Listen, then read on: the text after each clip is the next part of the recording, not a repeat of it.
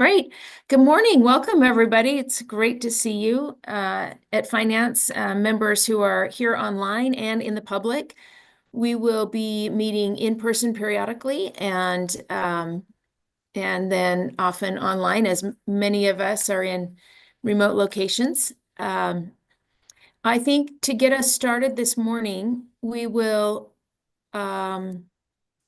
just do a little, each morning when we start, we'll do a really quick little get to know you board members. If you'll introduce yourselves and maybe just share one quick thing, one quick fact. It can be something meaningful or something like my favorite color is green type of a thing, or it can be something like I'm here at the USBA conference and just watched one of the high school choirs from Jordan District sing, and they sang "You Are the Wind Beneath My Wings," and it was so touching. But what was really touching is seeing all of those superintendents and board members and business administrators stand up and give them a standing ovation, and to walk out and see Superintendent Godfrey personally, a little teary, congratulating and thanking each of those students and seeing how much those students love their superintendent.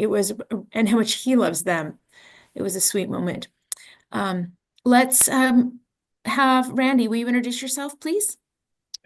You bet. I'm Randy Booth. I'm excited to be joining the Finance Committee. I've previously been on Standards and Assessment and the first 2 years on Law and Licensing. So I'm becoming educated in all three committee areas, and I look forward to becoming more proficient in my understanding of the financial policies and procedures. I was thrilled yesterday in the USBA conference to accompany on the piano all of the superintendents and all of the business administrators who sang the national anthem. They were all there, not necessarily willingly, but they all stepped up to sing. And as they sang together, they felt the magic that students feel when they're creating and involved in something creative and artistic. And all of them, after having had the rehearsal, came back much more willingly and with a lot more enthusiasm, because it was like, hey, we are good. They could feel the energy of that experience together. And when they actually performed last evening at the beginning of the opening session, they were unbeatable. And I'm so grateful to have those kinds of leaders of learning throughout our state. And for the chance to represent them is awesome. Thank you. It's so sad I missed that. Member Bogus.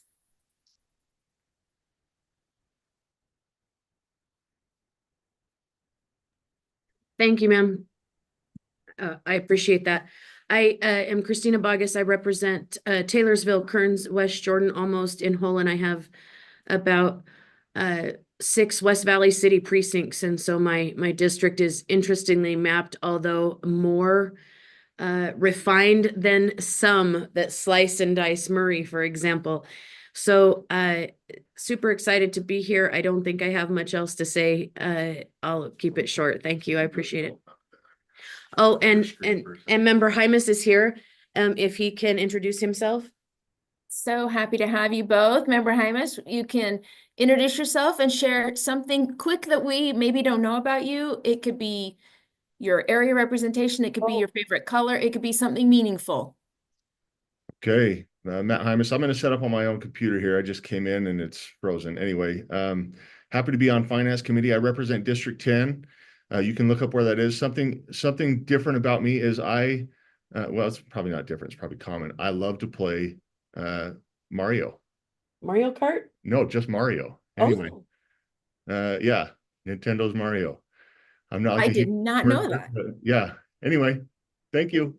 Happy to know that. Very Did kind. I forget something interesting about me, Chair Davis? We would love to hear something. Tell us something we don't know. Oh, something you don't know about Christina. Oh, I don't know. Gosh, I'm trying to think of something super interesting. Oh,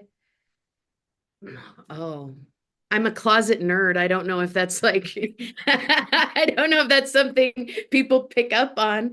But I really enjoy numbers and spreadsheets, and I make my own, and then I call it crude because I know the capacity and the magnitude of our brilliant staff. And but I really do. I'm kind of a closet nerd when it comes to some of this stuff. I do arrays and compare and contrast different school districts just because I want to know what it looks like, and I look at AFRs and things in my private time, and I'm sure that everybody is now super excited to spend leisure time with Christina, who looks at AFRs during her her leisure time. Well, I think you're on the perfect committee and should be right at home here then. Awesome. Thanks so much. Thank you. And Deputy Jones, we'd like to hear from you. And if you could choose one person from your staff, and then each month we'll just kind of rotate through board members and our staff. And then we'll get started. I'm Deputy Superintendent of Operations, Scott Jones. I do actually, oftentimes I'll say I don't have a life because I'm very dedicated to the board and to the students and teachers in our great state. But I'm picking up again on playing some tennis in the spring, so I love that sport. And that's maybe something people didn't know. Because, but yeah, just like to play that. And you part. have very talented kids who are playing at collegiate level, right? Well, they're done now, yeah, but they used to, yeah. So, so exciting. pretty proud of them too. But yeah. Thank you. And who else will we hear from on staff today? Oh gosh, let's hear from Sam Yuri, our school finance director. Is he on here or Great, Sam. is he on? I am here. Oh, good. Okay. Yeah, good morning. Sam Uri, School Finance Director. Let's see, this one's kind of fun. I've recently gotten into fitness a little bit, lost 50 pounds over the last year, and I was recently named member member of the month at my gym. So that's kind of fun. Still the clumsiest member there, but it's been fun. So Congratulations. That's wonderful. Well, I look forward to getting to know each of us a little bit each beginning of the meeting, and we'll go ahead and get started. We don't have any public input today from what I understand, but I recently attended a meeting that Director Katie I Chalice. apologize, Chair Davis. Yes. Is Kara Baldry online for public comment? Nobody signed up, I was told. I don't see a Carol. Okay. Nope, that's fine, ma'am. If it did not make it to the finish line, I'm not going to belabor that. It's not worth it, but she may accidentally come later, maybe. I don't know how that's going to work, and maybe not at all. Thank you. Okay, thank you. Anyway, Katie had some great reminders at the beginning of the meeting, and I thought, oh, we'll use those today. Just a reminder that please speak up. Even if you disagree with others, we want to hear a variety of opinions, and this is an important place to share those. We'll try to remember to keep our microphones muted when we're not speaking, just because it's easier then to focus on the person that is speaking. And I guess those are really there. She had a couple others, and if I remember them, I'll speak up. But we do have a kind of a hand raise function. Sometimes we might get a little informal here, or less formal than in the full board meeting, but we'll try to keep efficiency and some order as well. So thank you, and let's go ahead and get started with our 1.2 action item. And Superintendent Jones.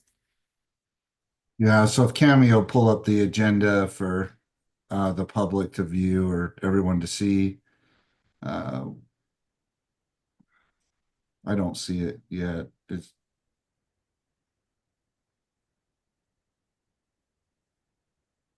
Can we? There we go. While you're pulling that up, I want to welcome Steve also. We have a charter director here that's online, Steve Finley. Is it Finley or Finley? It's Finley. Finley, then we want to welcome you also. Thank you. So item number 2, your direction, ma'am, is rule for enhancement for at-risk students. It's a repeal, and if you'd recognize Ben, I believe Ben Rasmussen is here to speak to this one. If I may, Chair. Please. Thank you. Ben Rasmussen, Director of Law and Professional Practices. This rule came to our attention. It's up for its 5-year review. However, the program has been discontinued and merged into the WPU. So there's no need to keep the rule. So this should be pretty straightforward. We just need a motion to repeal the rule. I'm seeking a motion from the body to repeal. I move that we repeal R277708, enhancement for at-risk students on first reading, and recommend the board repeal the rule on second and final reading. Thank you. There's a motion on the floor that the committee repeal R277-708, enhancement for at-risk students on first reading, and recommend the board repeal the rule on second and final reading. Discussion to the motion, Member Bogus. I'm just curious, ma'am, if our staff can help me understand, are we going to then move the content of this rule, excuse me, someplace else? Because it's been rolled into the WPU. Is like, if the program's still ongoing, but we're repealing the rule, are we eventually going to see this language mobilized? I think that is the crux of my question. If I may, Chair. Please. The program is not ongoing because the money is just given out to the LEAs as part of the WPO, as I understand it. Tanya Albernos, I think, is in the Zoom meeting, and she could speak to what the efforts are in this regard ongoing if there are questions there. Yeah. We have Specialist Albernos. Hi, Tanya Albernos, coordinator for prevention. And that is accurate. The funding was taken from the program. It was rolled into the WPU add-on funding.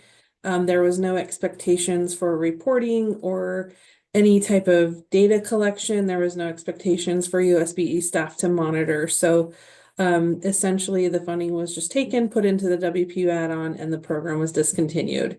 There is a piece at the end of the rule that talks about the gang prevention and intervention grant. There is another rule that covers that program. And so that piece is covered in another rule. And I'm happy to answer any more questions. Member Bogus. Yes, ma'am. I appreciate the clarity, because the background as it reads led me to believe that there was like a mobilization of the program. So, but the funding has been, I get it. I understand. Thank you, ma'am. I have no more questions. Thank you. Members, if I on my screen, I'm kind of scrolling up and down to see your hands. If I miss you, please speak up. Before we move on to 1.0, well, we need to vote actually.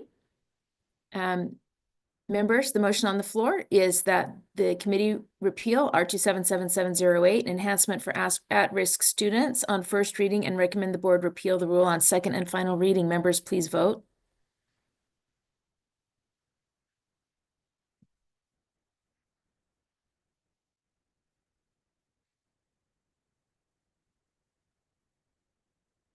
For my thing disappeared, but it appears that is unanimous. Thank you.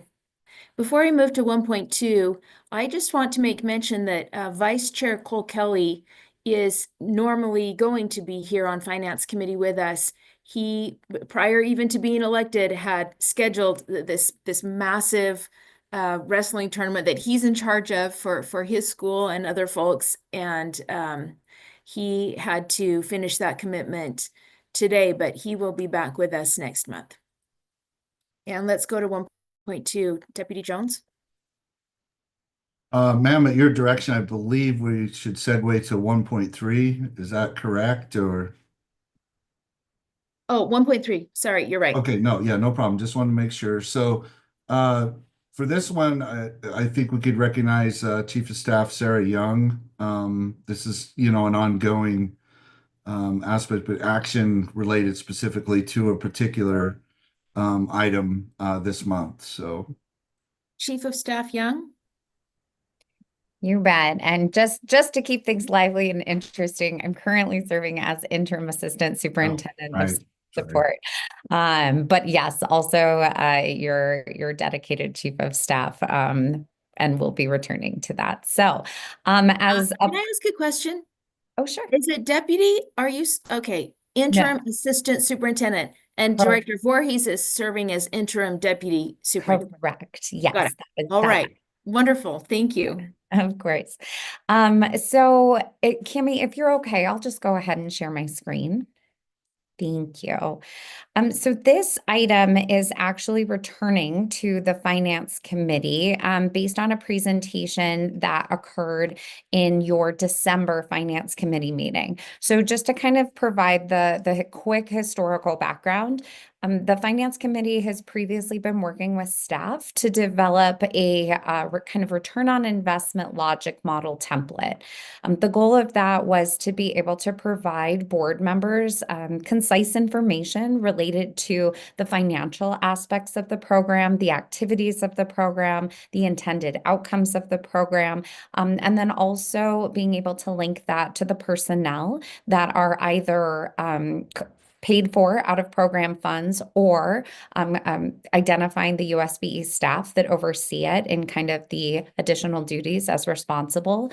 And then finally, in that conversation, our staff have the opportunity to be able to highlight potential policy questions for the board. So the presentation of this logic model and feedback opportunities were in our December meeting. We're always still open to additional questions and edits to the logic model as this group sees fit. But as part of that action, the Finance Committee was interested in having an opportunity to further discuss some of the policy questions that were raised related to potential actions staff could take to be able to address needs that they've identified in the program at the board's direction.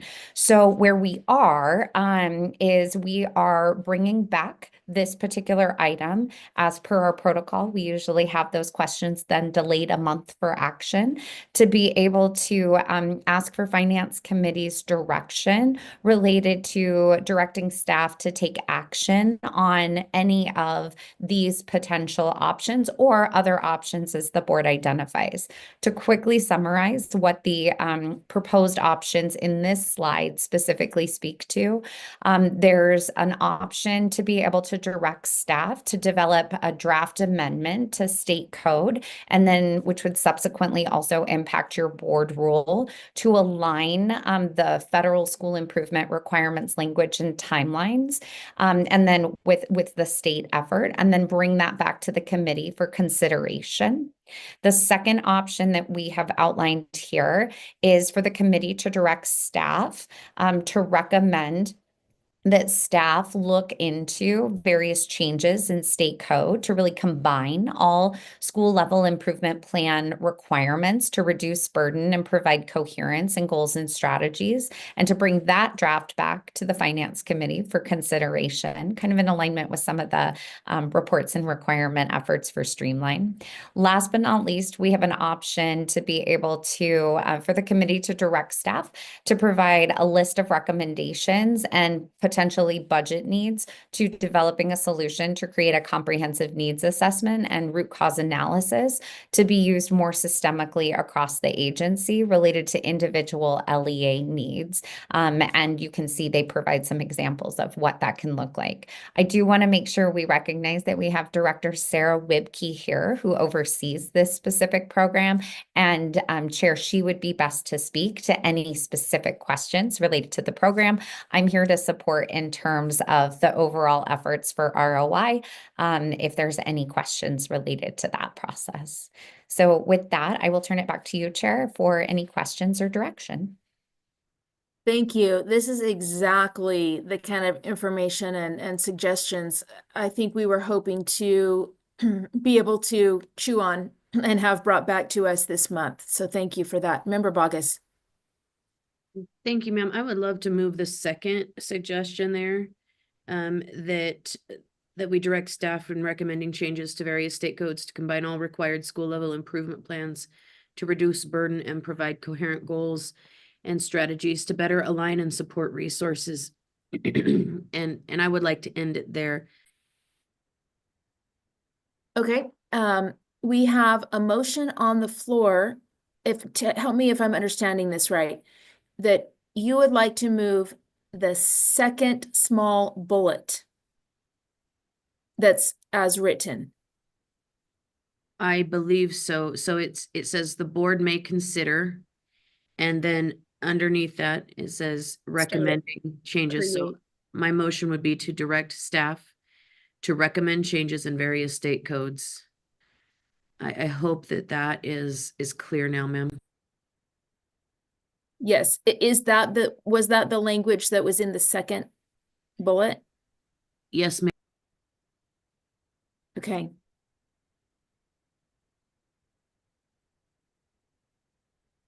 Okay, discussion to that motion.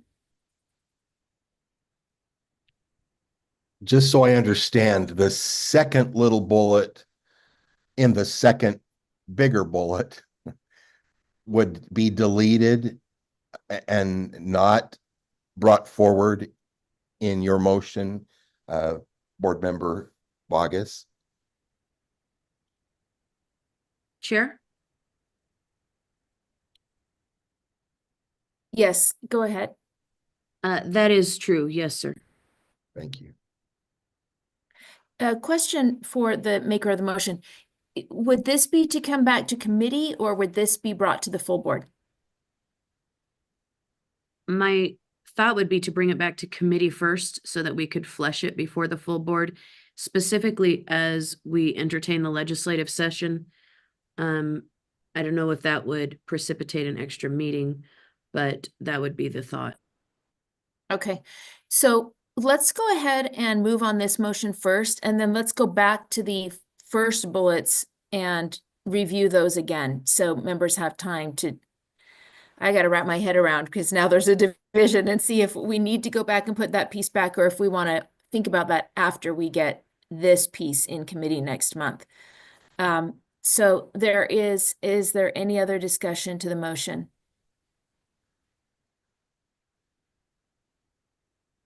Member Hymas? Sorry, just trying to navigate. Thank you. I should say Chair Hymas. Yeah, you're good. How's that? Okay. So I'm just curious, I'm wondering if the maker of the motion can explain why we are cutting this up at this time. Is that in order? Member Bogus? Yes, ma'am. I can tell you, and if the question is, like, if we're looking at all the small bullets, I would offer that changing our code to match federal code is the ultimate cessation of local control. We might have to do it, but codifying it is merely acquiescing to the fact that we are seceding our local options by just copy and pasting the federal government. And oftentimes we find ourselves talking about how they're unreasonable, they're unconstitutional, they're all these things, yet we're going to move to copy and paste their requirements into our code lines, which leaves us in a place where if they ever change those requirements, then we're still held to them because we codified them. I just think it's not a prudent move. I don't think it's a good use of resources. And I think it's the ultimate cessation of our authority and our control here in our state. And then lastly, I believe that when we talk about creating agency convergence, that to me is just a weird, the language itself creates so much ambiguity. Like, we're going to direct staff to create agency convergence. There's just no clarity there in what that means. And so I think that this motion offers clarity. It offers the pathway that should be put forward where we can debate this and look at it in its greater context. But the other two motions as a part of this in a whole, how do I want to articulate it, in a whole set, are not appropriate, considering the values that we hold. Member Hymas, do you have a follow-up? It's not a follow-up, it's just clarity.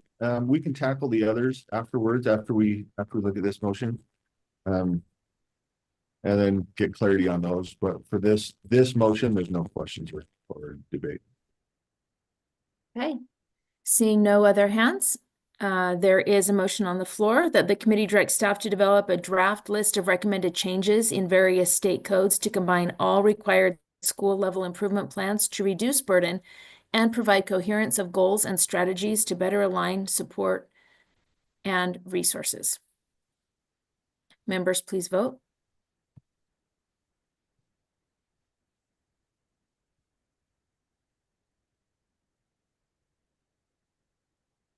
That appears, Chair, I'm sorry. yes. As I read the screen, I thought that this had been amended and maybe it wasn't formalized to bring back to committee. And I'm happy to support the motion as read. But Oh, that- sorry, I was reading the above. Do we need to add that part for committee consideration? it's a question, not an assertion, Chair. Yes. My understanding is it will come back to committee. Okay, then consider my vote affirmative. Just thank Okay. you. I appreciate It's it. there now. That passes unanimously. And that direction to come back to committee is incorporated in the text. And then let's go back again to the original screen if we can and take a look at the first bullet.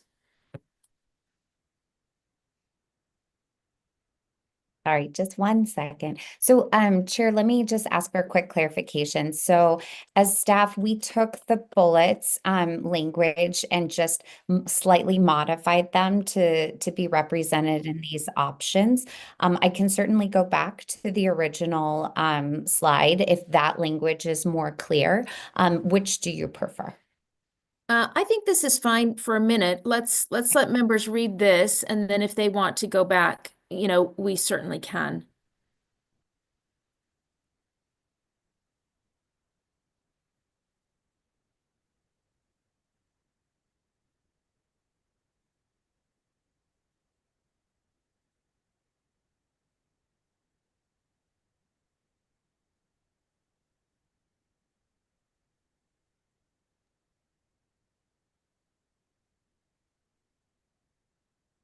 So it seems like what Member Bogus just moved was option 2.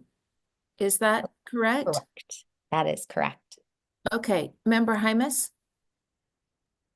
Yes.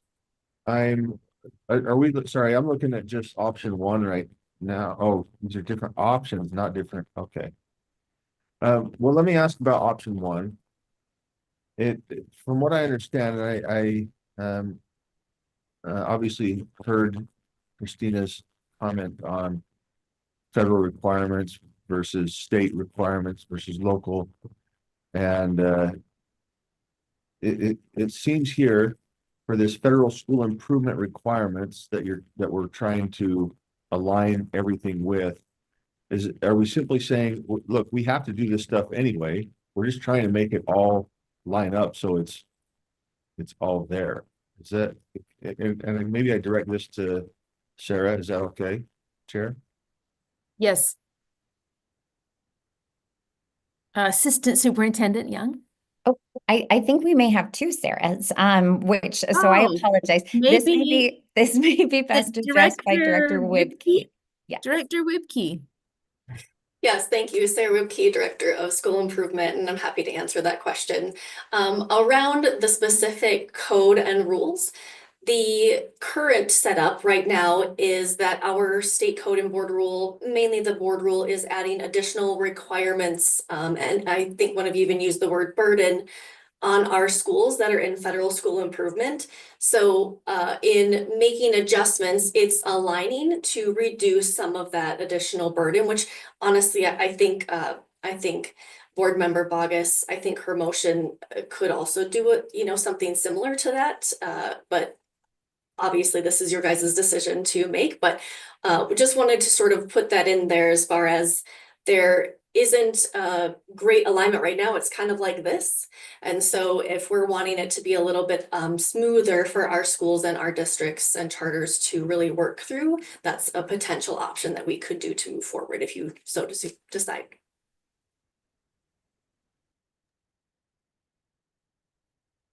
I mean, while members are thinking on this, I know that I have heard from our LEAs, it can be frustrating because there are TSI requirements and turnaround requirements and all these different things that sometimes cross over or overextend. And, you know, we probably do need it's not about, in my opinion, or in my mind, cutting and pasting federal language. Because I agree with Member Bogus's opinion. We don't want to just, you know, relinquish everything we do and say, we'll just do the things, whatever federal government wants us to do. But I don't want to be, if what they're requiring us to do, I mean, I've had frustrations with some of these programs for a long time, all of them. So, you know, I do think a streamline, and maybe we look at what the language would look like for number one and bring that back to the committee to consider also when we consider the one that Member Bogus moved. I don't know, Member Hymas? Yeah, thank you. So I'm looking at this and I'm thinking, and I'm trying to catch up here. Finance is not my jam. Can I just start with that? No excuses, though. I get it. I'm looking at option two. I'm thinking, man, that's just what Christina, that's just what we voted on. And so now I'm looking at these, like we just voted on it, but are we looking to vote on it again? Like what am I looking at here?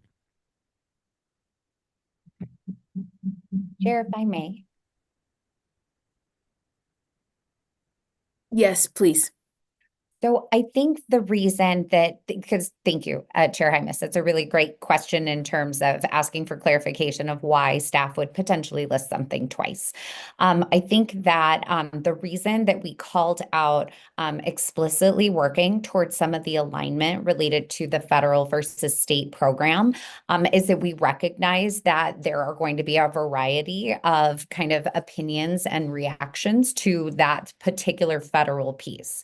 In option two, what we were really looking for was being able to reduce burden and taking action that was going to be more explicit to just amending state code. But we really did want to call out that potential to take action related to looking for alignment and coherence with the existing federal requirements, just to give the board kind of an awareness that that would be, you know, an option for staff that we could include if that is what the board desires to see in a future meeting. Follow up here. Yes. So I get, you know, we, again, the federal thing, but in option two, which we just voted on, correct? Correct. Yes. Yes. Okay. In option two that we just voted on, it says, develop a draft list of recommended changes in various state codes to combine all required school level improvement plans to reduce burden. So is this limited to just state code, or I mean, in my opinion, it's like, yeah, we're looking at what aligns with federal code as well, because we're saying all required school level improvement plans. So anyway, I'm just wondering if option two, it covers what we need it to cover. May I ask the maker of the motion if that was the intent? Because if that's the intent to do kind of an analysis over all of these requirements, then I would agree. Member Bogus? Thank you, Chair. So, I think you could discern that was the intent, but I would oppose any effort or any movement to codify into Utah code federal requirements.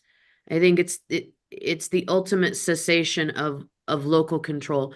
While I understand maybe we cut or reduce local requirements in consideration of federal requirements, I would adamantly oppose at every turn the codification of federal regulations into Utah code. It's the ultimate cessation of our local ability, our local ideas, and our local values to the federal government. And then we've codified those as opposed to knowing that they exist and understanding that they're there. Codifying them is a whole different level. And then if they're ever repealed at the federal level, then they still remain here. And most of the time we disagree with them. So I understand your point, but I would oppose changing the motion or reconsidering it for the purposes of codifying federal requirements. Did I answer your question, ma'am? I totally agree. Member Hymas, does that help? Yeah, just one more question then, because I don't know if staff if this is what you're really wanting to bring federal law and to codify it. I don't agree with that either. I think it's kind of like us when we write out the rule. You know, we have this whole thing, you know, it's a small scale example, but why repeat the law over and over in the rule if we have the anyway? So I would picture this as something as well. From what I understand, Christina is not talking about getting rid of the federal requirements. Those are federal requirements, and not even Christina Bogus has the authority to get rid of those. But what I am hearing is, yeah, here's the federal requirements. Here's the state requirements. Everything that we can control in the state, let's codify and put together and get it in a uniform area. But the federal stuff, I tend to agree there. I don't know if I want to put that into our Utah law. Not that, again, I have a choice, but I would disagree with that as well. So anyway, just my thoughts, Chair. Thank you for letting me express them. Thank you. Director Whipkey, would you like to clarify on the intent of the language that was provided? Yes, I'd be happy to. And just for everyone watching, since there are two Sarahs in this conversation, I'll just remind everyone that I'm Sarah Whipkey. I'm the Director of School Improvement. So happy to be here. Within that second option, and certainly I hope Board Member Bogus will correct me if I'm, misunderstanding, but within this space currently, our current state code, we have two options. So just a little bit of history. School turnaround used to exist. School turnaround doesn't exist anymore. It was removed in 2022 when the law was rewritten. At this time, our state school improvement looks like two options. So option one is actually beginning next year. So it's called Springboard. And Springboard is basically CSI, which is one of the federal designations. So just kind of a heads up on that. And again, not starting till next year, but it's following a lot of the same guidance and regulations from the federal government for non-Title I schools. That's a big difference. Most of the schools in federal designation are Title I. Our state designations are only non-title schools. So just want to throw that out there. In addition, we also have Elevate. Elevate is very different from our federal system in regards to, unlike Springboard in our federal system, it isn't the bottom 5%. It is an opt-in situation. So schools apply and then 6 to 7 are chosen each year, except for when a Springboard year is in designation. So next year we won't choose a new Elevate cohort. And so those schools are opting in. They are not necessarily our lowest performing schools. So that's kind of a big differentiation between all of those. I hope that helps to provide a little bit of background and guidance historically. I have to get used to saying Springboard and Elevate and not turnaround. That's hard. And I do remember we switched that around. Member Bogus. Okay, it takes a while.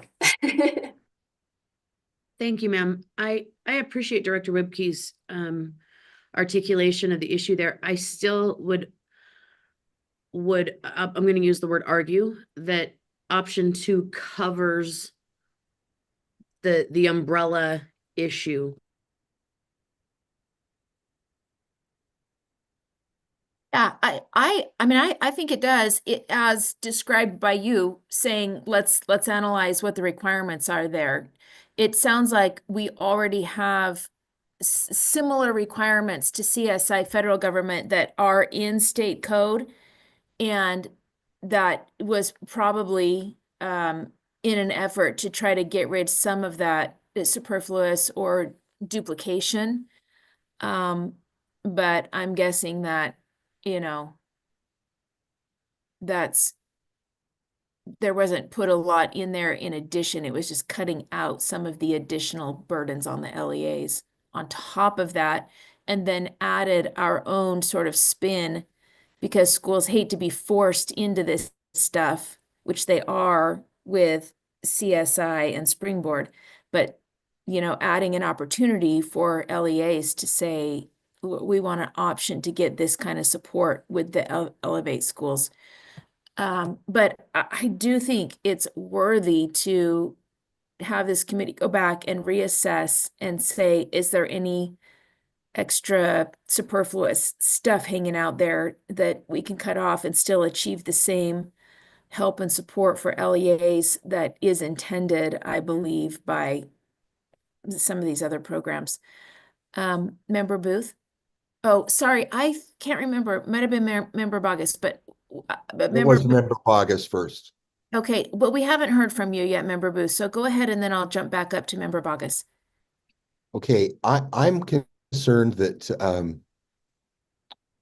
Sarah and those that are dealing with this on the day-to-day basis with our local LEAs, with our charters, with whoever has to deal with any of these school improvement issues, they are acutely aware of any extra burdens or any inefficiencies that are a result of federal working in their space, state working in their space, local leaders of learning working in their space. I would just be interested to know, what motion do we need to bring forward in this committee that would help alleviate and help streamline any of those inconsistencies or extra burdens, so that the program can operate as efficiently as possible for the students and the individual schools involved? Yeah, that's a great question. I think we might have it with Member Bogus's motion, but I'm not sure. Let's get a weigh in from Director Wibke, and then we'll swing back up to Member Bogus. Sure, absolutely. So in thinking about what you're saying, Board Member Booth, when we're looking at these 3 options, and obviously you all, this is your ultimate decision, all 3 of them really bring additional clarity, if you will, to the school improvement programs that we currently have, federal and state, so that would include both. And the reason I say that is the first one is really looking at what do we have control over in our state. And so Chair Davis, you were mentioning that, you know, to focus in that area as one potential option. And so that's where we could really look at just the school improvement state code and board rule and really figuring out where to reduce that burden, right? Really to make it a little bit more clear and reduce that burden. Option 2 brings in another piece that could add additional clarity to school improvement in the way that right now we have several schools. I know, for example, Chair Hymas is very familiar with this. So we have TSSA plans, we have land trust plans, we have school improvement plans. There are a lot of plans that our schools have to fill out. So this would be another way to reduce burden in a more specific piece of the whole big puzzle, right? So it's maybe a side of the puzzle, but maybe not the entire puzzle. But you, of course, as a committee could bring in additional pieces. Option 3 then is really looking at how at USBE can we better support our LEAs in schools. Right now, the school improvement team is just a really small but mighty team. And within that, it's thinking about we have a lot of great resources and support and expertise at USBE. How can we better enrich that for our schools that are really needing the most support within our state? And really thinking about, if this is the set of schools that needs the most support, how can we be pulling in people from our special education section, from our teaching and learning section, from our section, and really working together to lessen the burden on our schools and supporting them exactly with what they need, kind of like we would with our students, where we're thinking, okay, I have student A is specifically really strong in these areas, but needs a little bit more support in these areas.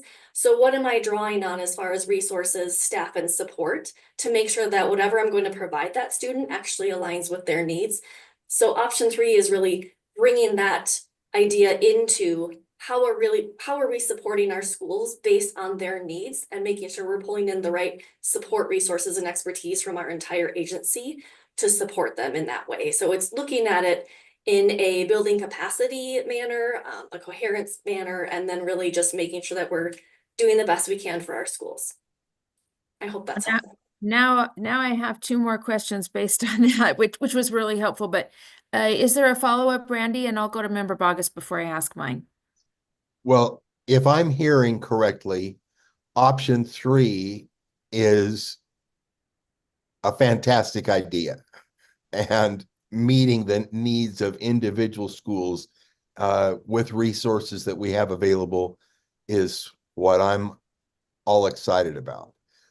So I like option 2, but if option 3 is inclusive of option 2 and goes deeper in meeting the needs and clarifying resources that can be helpful to schools in their efforts to provide quality public education for every student, I'm all for that. So I'd be interested to know if I heard what I heard, if I'm reacting appropriately, or if I'm putting my own ideas in there somehow. I think they're different things. The third one sounds amazing to me also, but I can also hear the Reports and Requirements Task Force in my ear going, no more surveys or limit the survey. So would that be optional on number 3? That's a really good question. So it's not necessarily thinking about adding surveys. It's really looking at the school improvement team. This is an example. The school improvement team would go in, provide a comprehensive needs assessment and root cause analysis to determine what are the actual needs of that school, because every school within that bottom 5% has different needs, and that's okay, but we need to meet them where they're at. And so in thinking about that, once we have the results of that and we figure out these are the underlying needs, let's figure out then who at USBE can best support. So for one example, it could be that we are thinking about, we have a school that has maybe some issues with chronic absenteeism in math, in school leadership, special education, resource allocation, and safety. We have supports in all of those areas at USBE, so it's thinking about who do we need to bring to the table to best support that school, because those are their specific needs. Does that help provide a little clarity? Yes, but is it optional, or did you say it's optional? So right now we're not doing this. Would this all, I know, but if we did do it, would it be optional, and would it only be for the schools that choose Elevate or are in Springboard or CSI? That would be up to all of you. You guys could decide what that looks like. Because 3 to me seems like a completely different thing than 2. Like we're talking about a needs assessment, which is totally different from what already Member Bogus moved. Member Bogus? Yes, ma'am. Thank you. I appreciate it. Is now an appropriate time to speak, like extensively? I'm so sorry. Yes, go for it. Okay, so first I would offer that we were presented with options, we chose an option, we voted on an option. And if it precipitates a motion, I'm happy to make one, but I would love that when the staff brings this back, if they could color code it for things that are federal, things that are state, and things that are codified. And so by that, I mean, federal legislative code and rule. Because we can look at all this, but what is in our code that is actually precipitated by the federal government? What is in our code that is solely unique to Utah? What is in there that, or in rule, so that when we look at this, we can have that greater context visually. And I don't know if that precipitates a motion, ma'am. And then I just remind us that we were presented with options and we chose one. And now we haven't moved to reconsider. And I think maybe if that's where we want to head, that's fine, but I think that's just the process. Yeah. Before we voted, I had said that we're going to go back and think about the other ideas that were presented because they are different. So what I should have said to explain it better, instead of saying after we vote, we're going to go back and look at the other bulleted ideas, I should have said we're going to treat this as a division or just moving one idea. I personally think that option 1 is incorporated into option 2 the way I hear Member Bogus describe her intent. So really the only other question is, does anybody want to move on a needs assessment or consider a needs assessment? But I would think the comprehensive needs assessment and root cause analysis is already done for the Springboard and the Elevate schools. If I remember correctly, is that? Yes, you are correct. Before you answer that question, let me just address Member Bogus. I think without objection, we can add all of that direction in, and I think that would be really helpful for us when we're analyzing when it comes back to committee, if nobody objects to adding that. Okay, sorry, Director Wibke.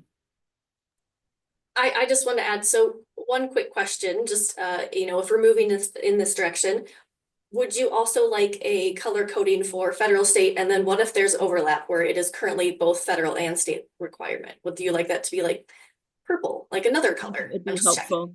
I think it'd Okay, be helpful. just wanted to double check and add it in my note. Thank you. Thank you.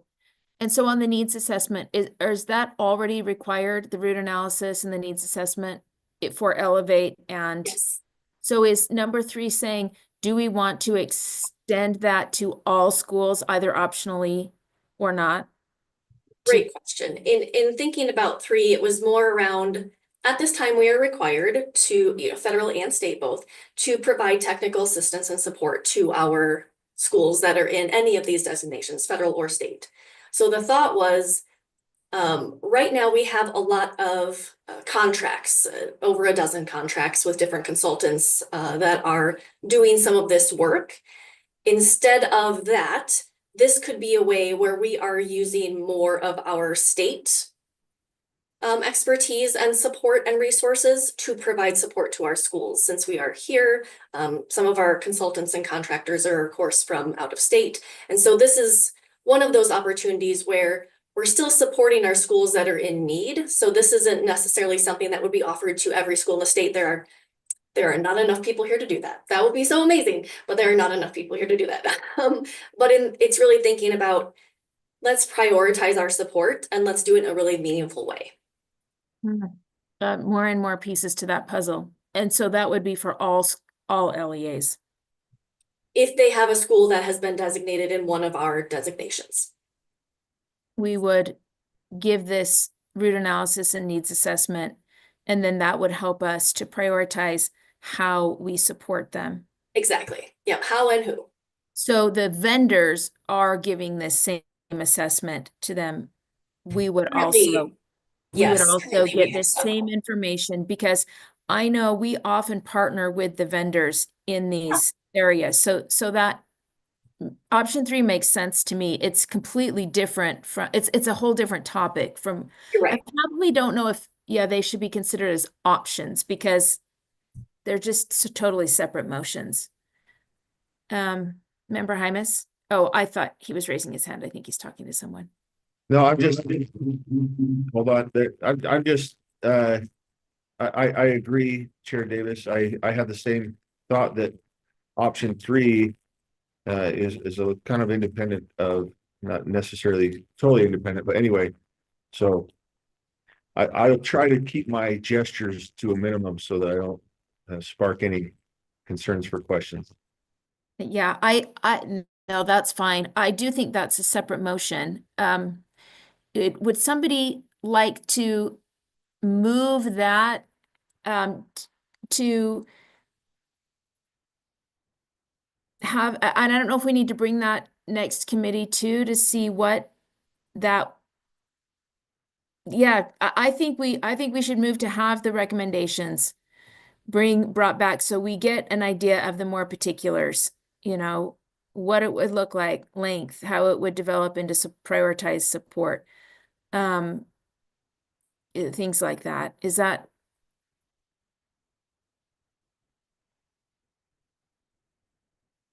I think it would save a lot of time on our folks, but give better support to our LEAs.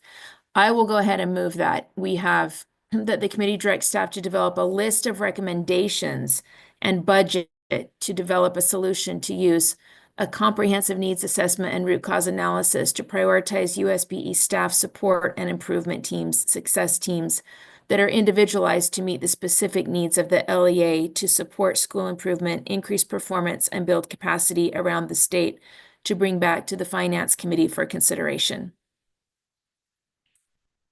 Again, this is not, I'll just speak to it, implementing anything right now. It's giving us a more fleshed out opportunity to see what this would look like on the ground. So any discussion to that motion? Seeing no hands, members, please vote.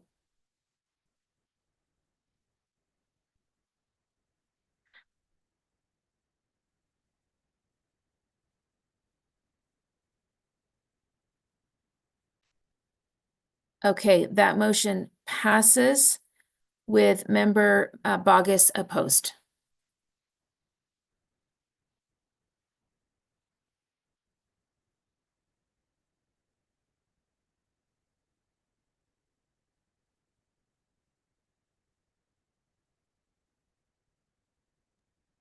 Excellent. Well, that concludes our questions related to this item. I will just reflect because we are still kind of building out this process.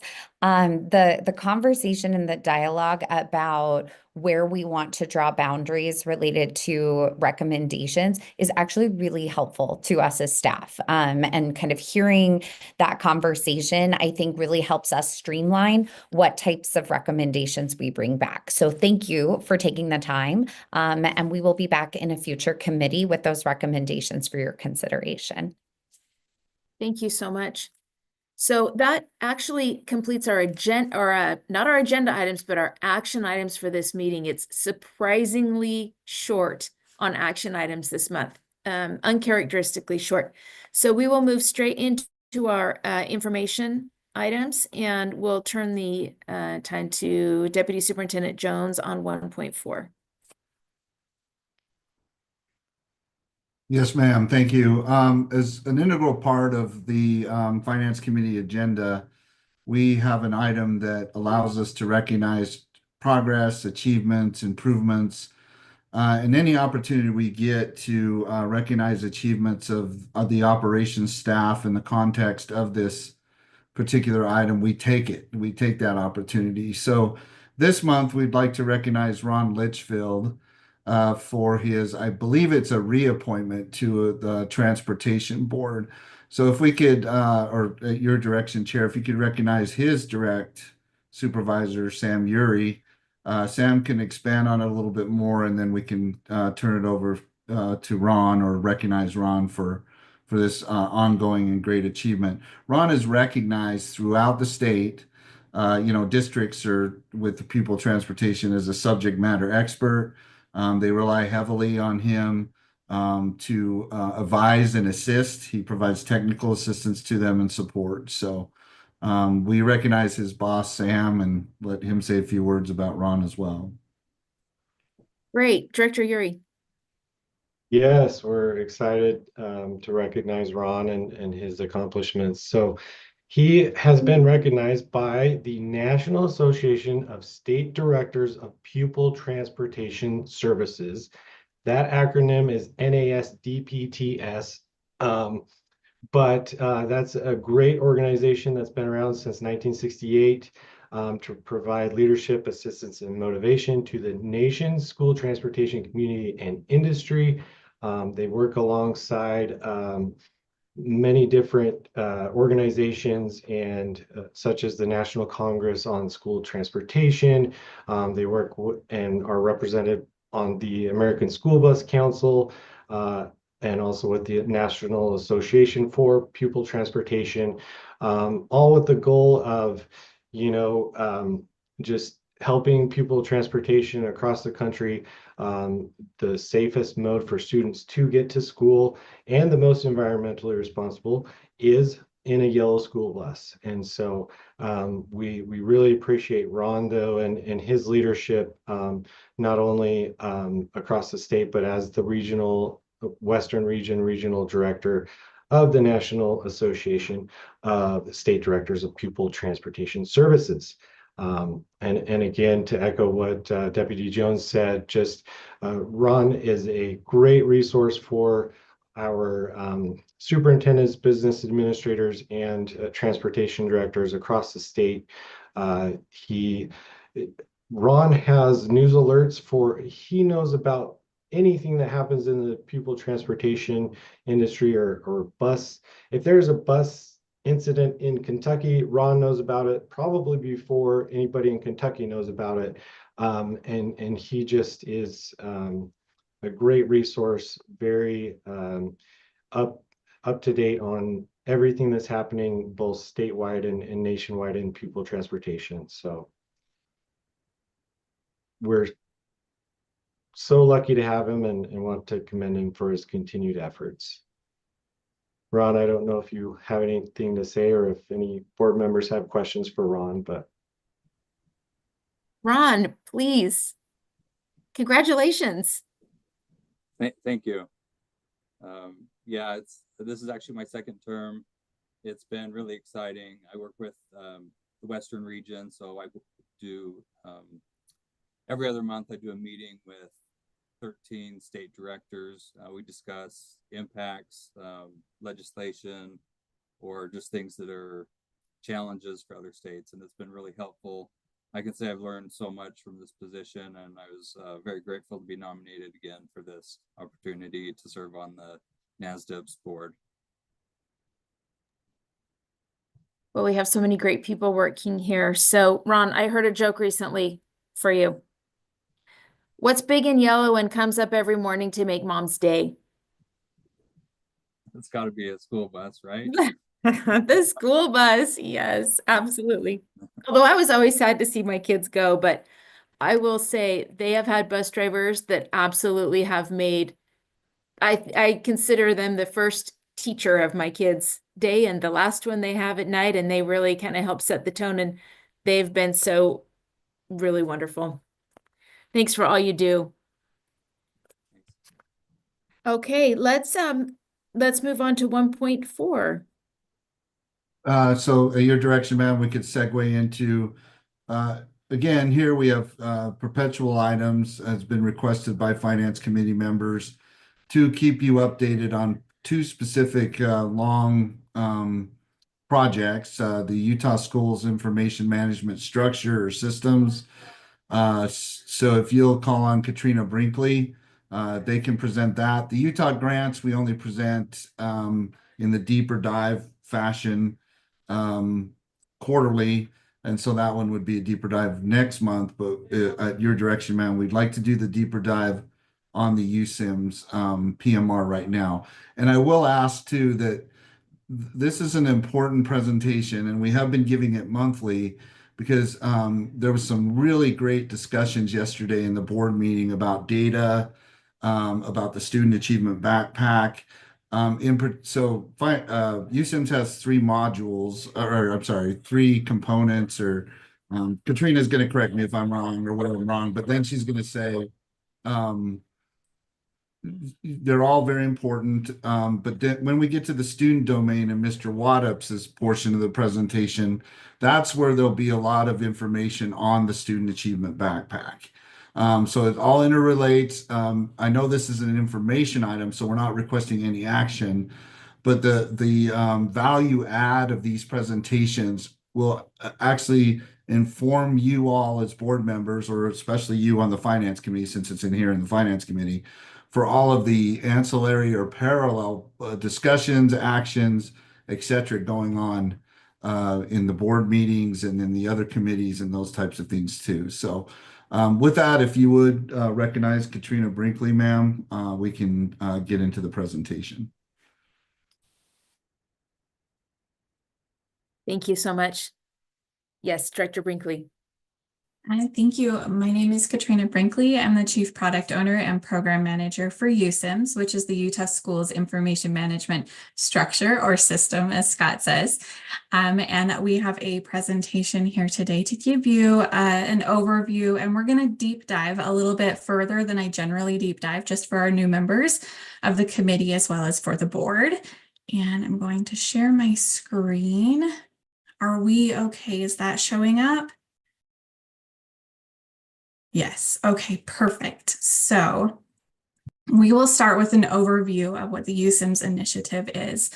USIMS was originally created with Legislative Code 53E-3-518, which instructs USBE to re-engineer USBE's core data collections and reporting capabilities.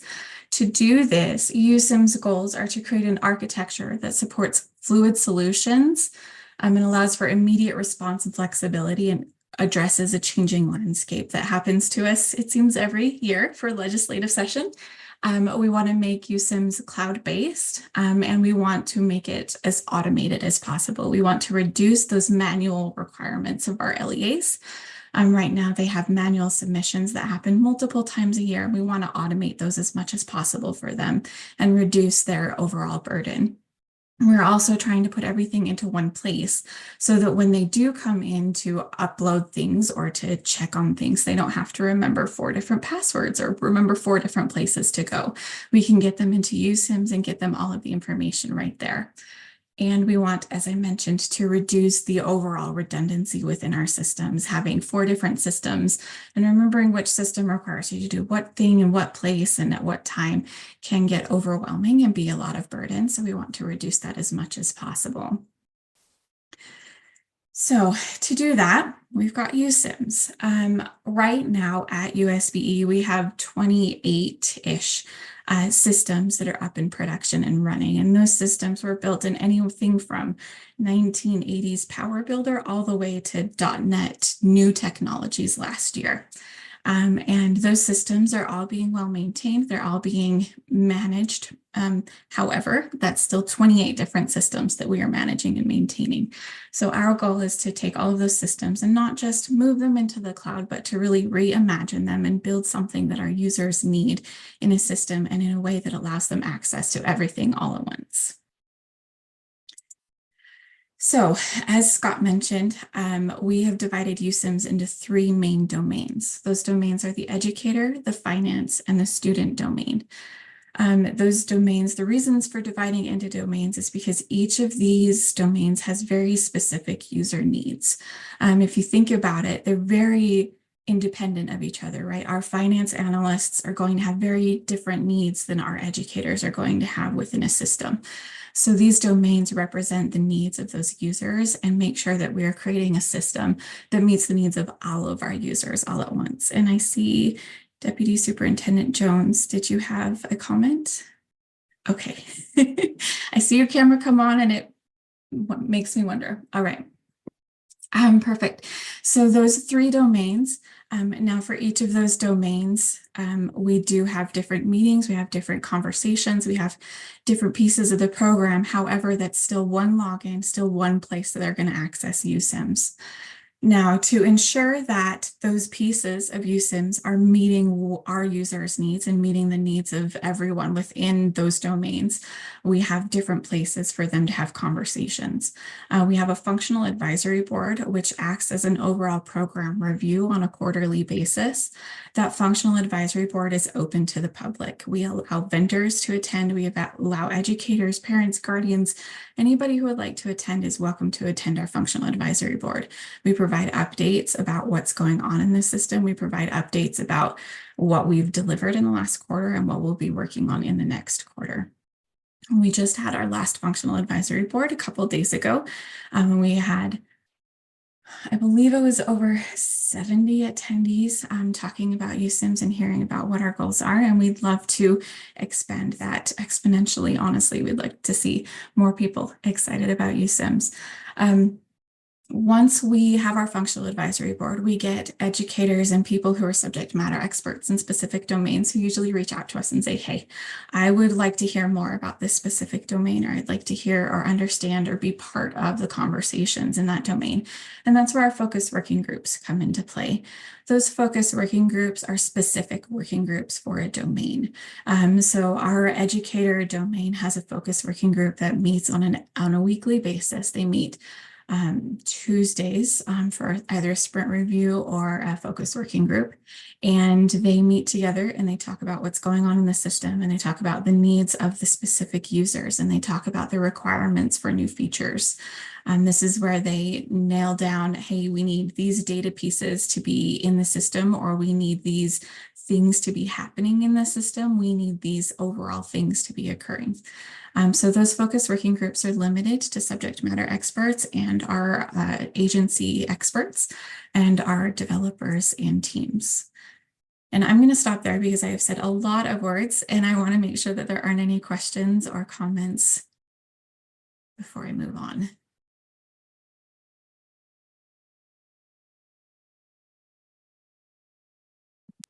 I am not seeing any hands. Fantastic. All right, I'll keep going then. So our roadmap is dynamic. We ensure that we are meeting our users' needs at the time that we are creating systems. So we want to ensure that the things that we are building are actually meeting those needs, which means that the roadmap we share can change at any given time. So we keep this roadmap available. There is a link here that you can click on at any time that will show you what the roadmap currently looks like. You'll see that the teams, what they're currently working on is listed here in the upper boxes, and things that are scheduled to come next are in these lower boxes. And this is available on a Lucid document at any time. Like I said, you can log in and see it right there. We also have a dashboard available that I believe is linked in our next one. Nope, my apologies, not yet. A dashboard available that shows you what our teams are specifically working on and the stories that they've completed and the features that they have delivered. All right, so since I gave you a preview of what's next, our USIMS financials. USIMS is currently funded by a 20 USIMS funding of $17.2 million. We have just started breaking into that amount, and as you can see here, we spent approximately $604,000 of that. These financials are for your awareness. I won't deep dive into them every month. Just be aware that they are there. So if you're curious as to what our spend looks like, or on this next page, you can kind of see what the monthly spend looks like and give an idea of the differences between the years and how much we have been spending, as well as some monthly spend on the specific portion of the budget that we are spending. And this gives you an overview of, we just barely started using 20 USIMS in October of this last year. So we had a little bit of spend to begin with in 2021, and now we started using it consistently in October of 24. And these will be reported to you every month so that you get that information. And I do see a hand, Chair, if we may. Yes, Member Booth. Katrina, I was wondering, with the 17 million appropriation, what time period is that supposed to cover? So if we're spending, 600,000 or whatever, are we on track? How much more are we going to need? How restricted are we in being able to accomplish the work that the various teams are trying to accomplish based on total budget? Is that total budget for ever and ever? And we can't expect any more than that without seeking further appropriations. I'm just new to this game, so if you could just give me a little bit more information, that would be helpful. Yes, Chair, if I may, that is an excellent question. So this 17.2 million are time limited, well, not time limited, my apologies, Scott's going to shoot me. But they're not time limited. They are for use of the development of USIMS. However, our goal is to use these funds and then roll USIMS development into our IT budget so that we do not have to continue to request new funding for the upgrade and maintenance of USIMS. However, I will posit that this 17.2 million, I have approximately 43 contractors right now that are working on the system, and we anticipate that this money will be expended in about 18 months from now. And that means that about 18 months, we're looking at rolling over to completely USBE FTEs. And that means that we'll be going from approximately 43 engineers down to probably 8, maybe 10 engineers. So our ability to deliver features is going to be significantly impacted. However, that is the original plan for USIMS, and that is what we are planning for. Great. Thank you very much for that clarification. Thank you. All right. Any other questions? Okay, perfect. I will move forward then.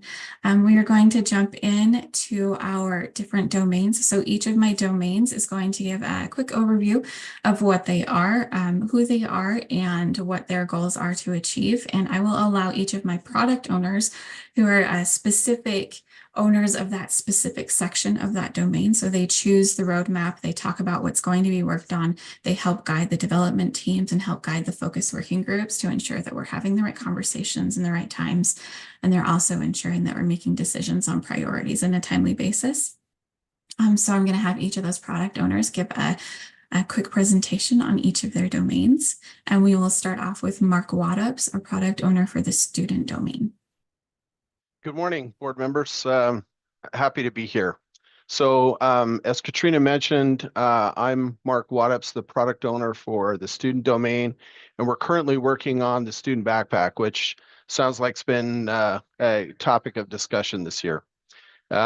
Based off of legislation 53E-3-511, we're implementing this student backpack. And this slide here is just meant to show you the state before, if you will, or the market situation, if you want to call it that, before, and what capabilities or what values being delivered by implementing the student backpack. And this is divided by our different user groups. So for students, really what we're providing is that comprehensive academic profile for that student that moves with them from one LEA to the next. So one of the problems we're trying to solve is that when Sarah or Johnny move from LEA 1 to LEA 2, those two LEAs may have different SIS systems.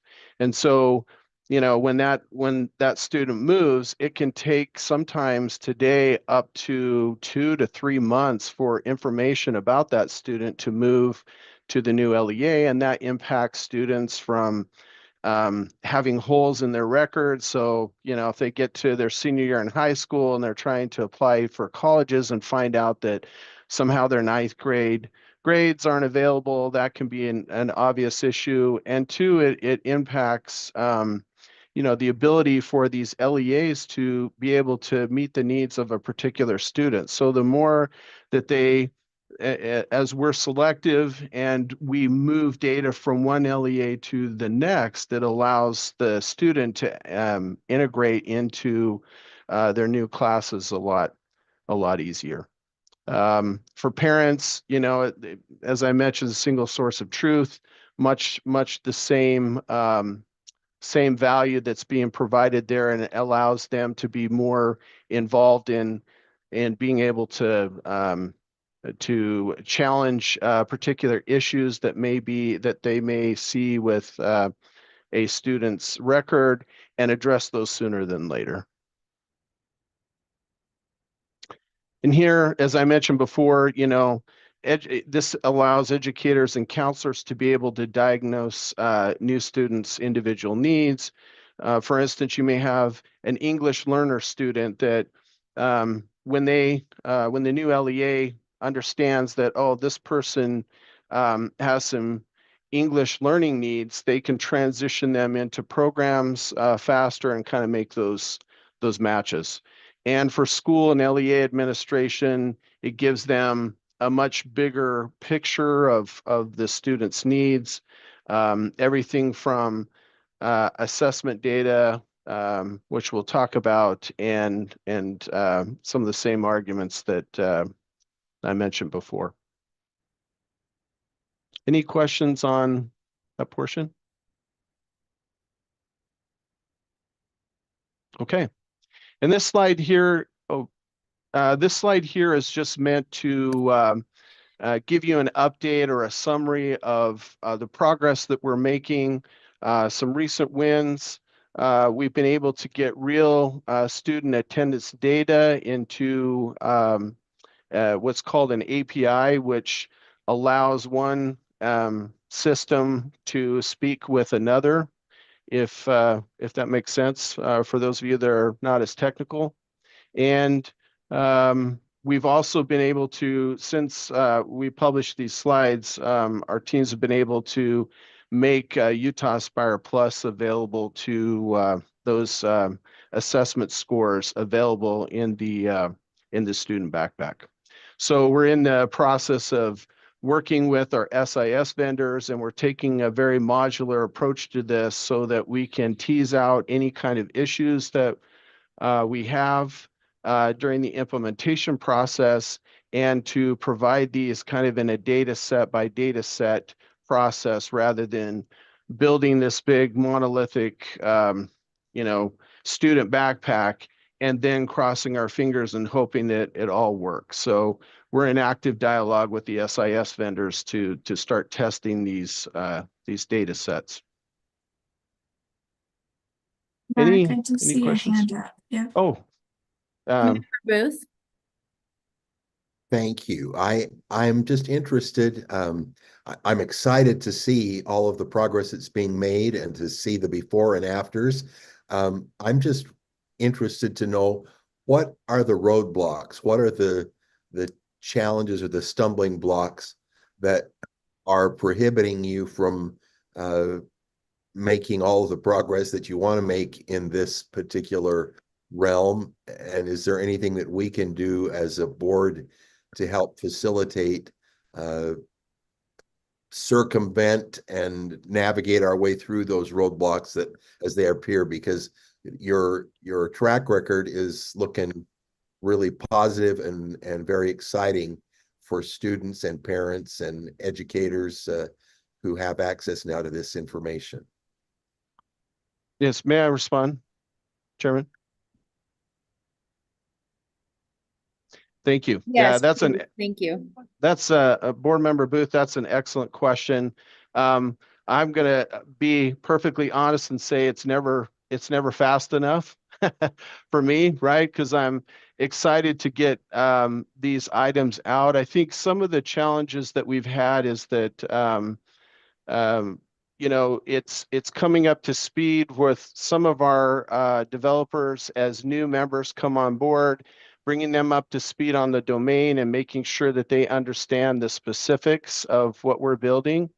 We are making great progress, but there definitely behind the scenes challenges that there are with any kind of software, you know, any kind of software endeavor. You can see here that some of the issues and risks that are listed there, I think this outlines some of those items and what we're trying to do then to address that. You know, I mentioned some of that here. One of the challenges we have is that we have multiple SIS vendors. We have 8 in the state, 2 of which are homegrown.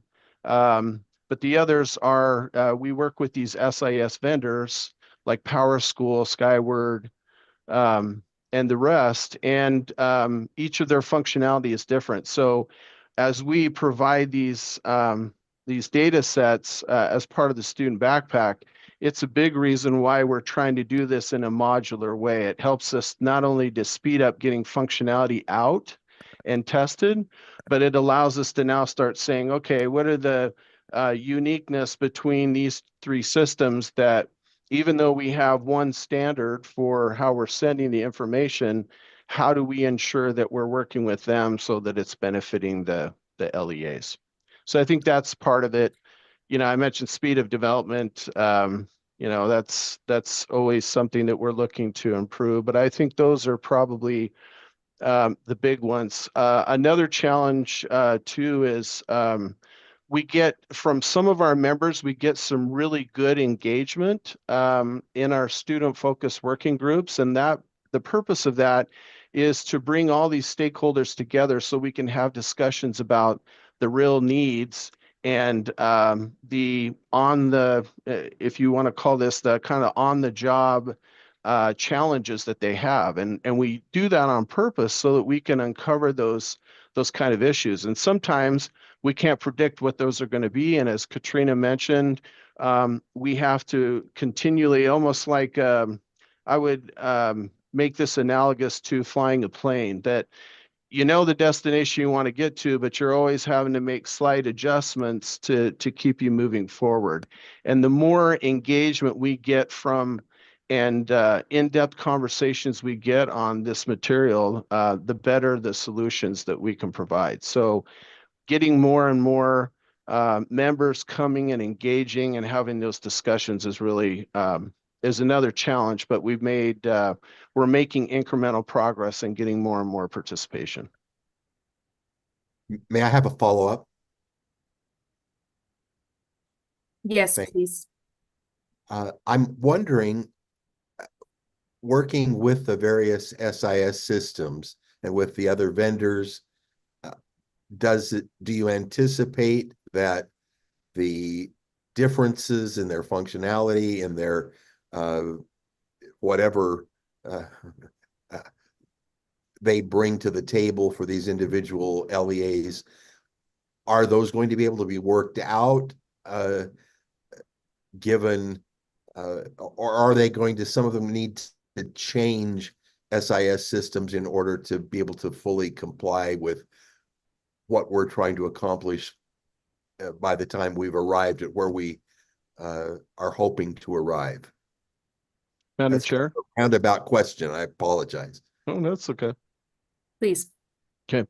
No, that's an excellent question. I think one of the reasons that we've gone to a single standard, it's called EdFi, for transferring data from between for the student backpack, I should say, is so that we can mitigate some of those challenges. So when I say that each are different, I'm talking more about testing, because as that data flows from through to the new LEA, they have to then take it into their SIS system and then provide it to those LEAs. So it's more of a timeline implementation challenge than it is technology. And we've learned from some of our previous work, prior to me being here with a previous API, that we need to have a single standard so that everyone can develop towards that standard. We may have others that we implement based off of need and to ensure that we're not locked into one standard. But I think that's, to answer your question, that's how we're trying to mitigate it, is to create these standards. And the good thing is that some of our larger SIS vendors are already certified to receive data in this format. So the hope is that helps us as well, not just from a standard standpoint, but from an implementation standpoint. Thank you. I have sorry, Member Booth, do you have a follow-up? No, just thank you. Appreciate it. Okay, Mark, I have a question. Sure. And I mentioned this last night to Director Bruff and Deputy Jones. Just the EdFi standards are currently in the UTREX manuals. When are those going to be, are those going to switch over to USIMS manuals, or, I mean, when do we see the changes take place?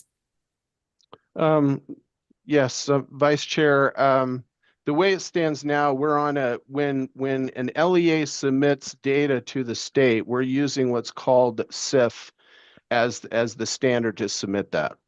And so that's when you see like what I think what you're referring to is kind of the clearinghouse specifications and those requirements that Utrex uses.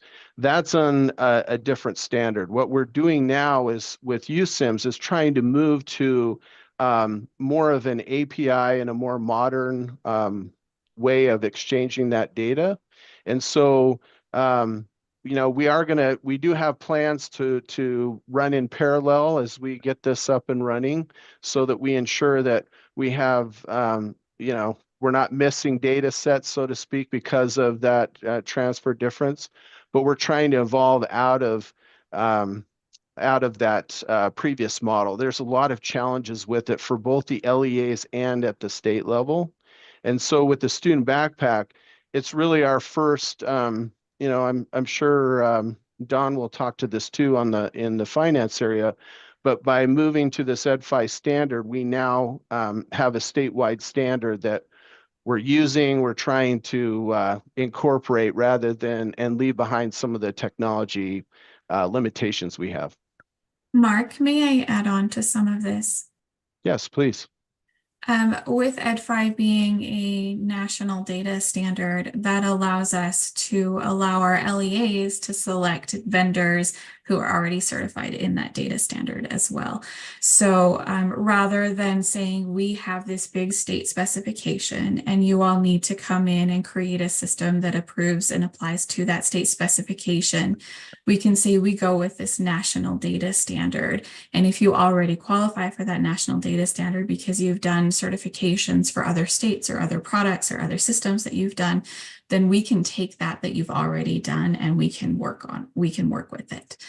So it allows us to, rather than have this big long 250-page document, it allows us to say EdFi standard, yes, we've got some minor nuances in Utah that we may need you to develop to, because you know, not everybody's doing assessments in the way we're doing it, or not everybody's doing this. However, if you are with the EdFi data standard, and as we mentioned in a conversation with our vendors in mid-December, our goal is to maintain as close to core EdFi data standards as possible to ensure that the transition for each of our LEAs is as smooth as possible and that they can change to a system that meets their needs as long as it meets those EdFi data standards. And as Mark mentioned, our goal is to not force this kind of, hey, you have this specification and you must be meeting it at all times.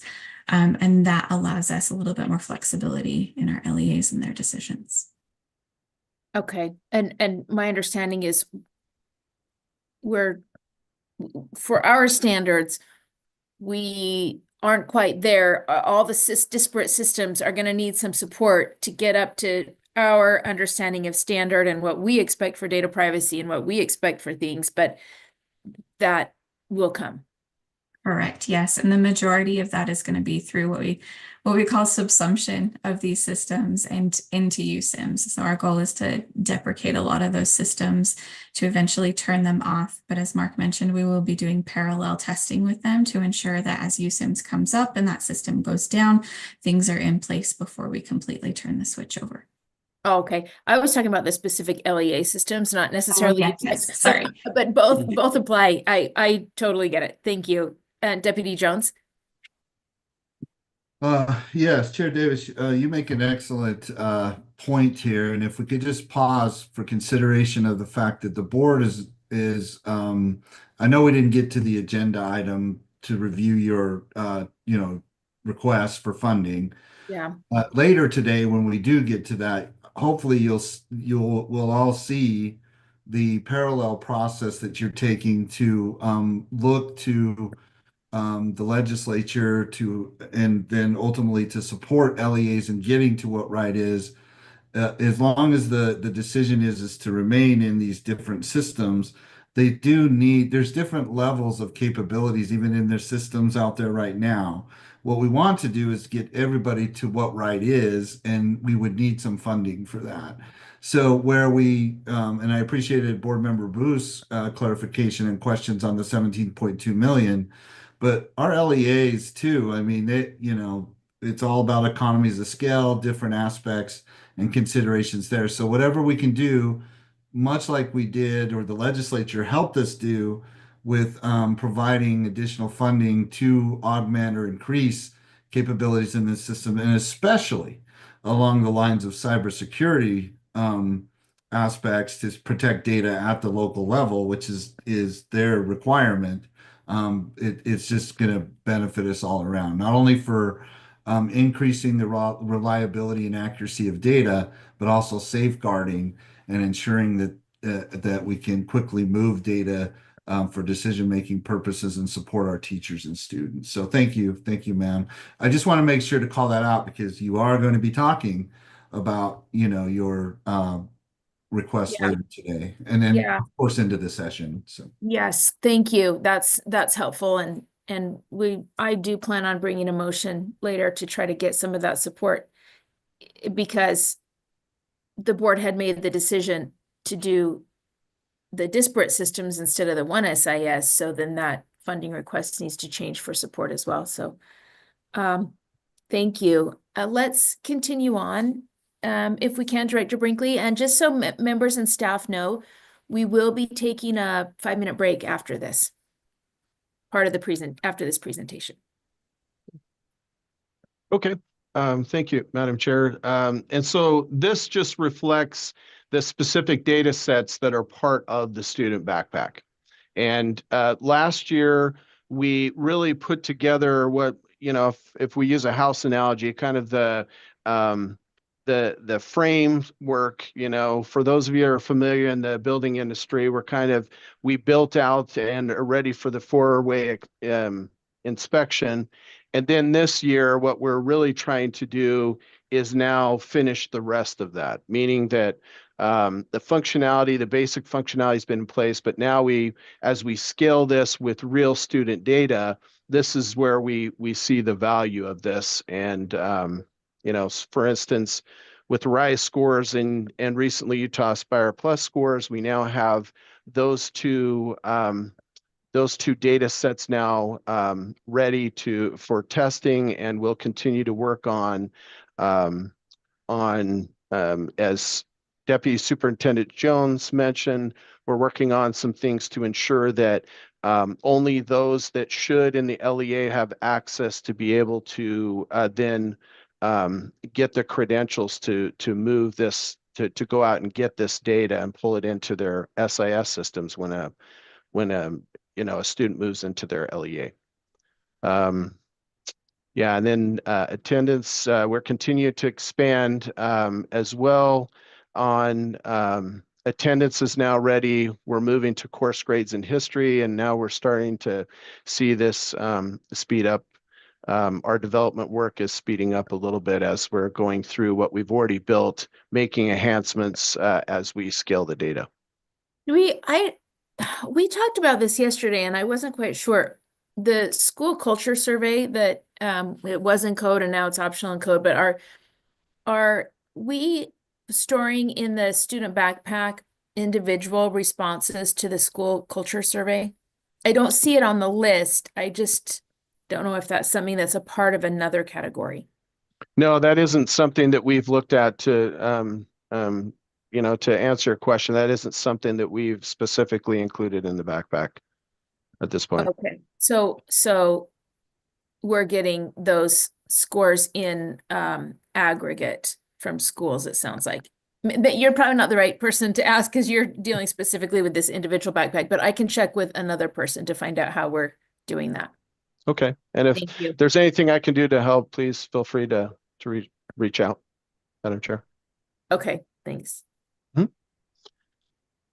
And so this is also part of what we're trying to accomplish here in this school year, and that includes we've heard from from our student focused working group, I think WIDA screener scores is a perfect example of something that our stakeholders have come back and said, you know what, this would provide a lot of value for us because we can, as a student comes into our school that's new, we can at least see, okay, we need to, if this person has some English language needs, we can place them into the right classes and then, proceed with the other assessment tests that help measure where a student is. And so we're working to include this in the student backpack as well as tackle, some of our special ed needs when it comes to moving individual education plans,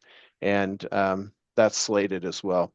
So I've just listed out here, as you can see, some of the data elements that we already collect today that we can pass with the student backpack that will add some value in helping those students with special needs to be able to transition better to the LEAs and help them to integrate them into the right programs. And this is just a slide that shows some of the functionality that we're building to enable the movement of that data. And we continue to work through that. This is where the EdFi discussion that we were having before kind of falls into place here and on the roadmap. And that does it. If there's no other questions, then I'll turn the time back over to Katrina and to Don in the finance domain. Thank you. I'll introduce Don Moody, our product owner for the finance domain. Good morning, Chair Davis and members of the Finance Committee. On the USB finance team, there's basically a couple of main areas of focus that our team is working on.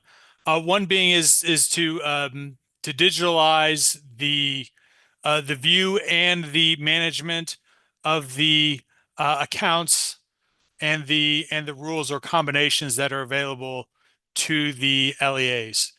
Every year, each LEA is required to report their upcoming budgets and at the end of the fiscal year their actuals to USB, and they're required to use USB's chart of accounts to do that. The chart of account has hundreds of different categories, obviously different funds and hundreds of objects and other areas. And with those hundreds of individual accounts, there are, in some cases, tens of thousands of budget and actual combinations that they can use, that USB then needs to report on. So, focus area number one is, okay, let's digitalize all of that information so that it's easier for the LEAs to find those accounts, find those rules and combinations that they can use, and then also enable USB to more quickly and more efficiently manage, make changes and make additions and build off the accounts that are available. We do this because we are on the finance side, our big focus is to digitalize how the LEAs submit those budgets and actuals to USBE. Right now, they do a CSV, essentially a Microsoft Excel file that they have to upload, and it's a kind of a trial and error process. What we are doing is by Mark mentioned a application programming interface, API, that basically standardizes, okay, USB sends out, okay, these are the available accounts that the LEAs can use. The LEA comes back and says, okay, these are the budget actual categories that we're using, and here's the amounts associated with it. On the finance side, we've identified 7 vendors that support the LEAs, that each LEA has gone, they have the ability to go to different finance vendors to manage their back office finances. We have reached out to these 7 vendors, which are of the LEAs that have online capabilities, like these are, they've all agreed to work with USB. We've published our standards to those vendors. We actually published those just under a year ago is when we kind of initially did the publishing, and we've over the last year we have taken their vendor feedback to improve our API capability and ensure that everything that we have sent out works correctly.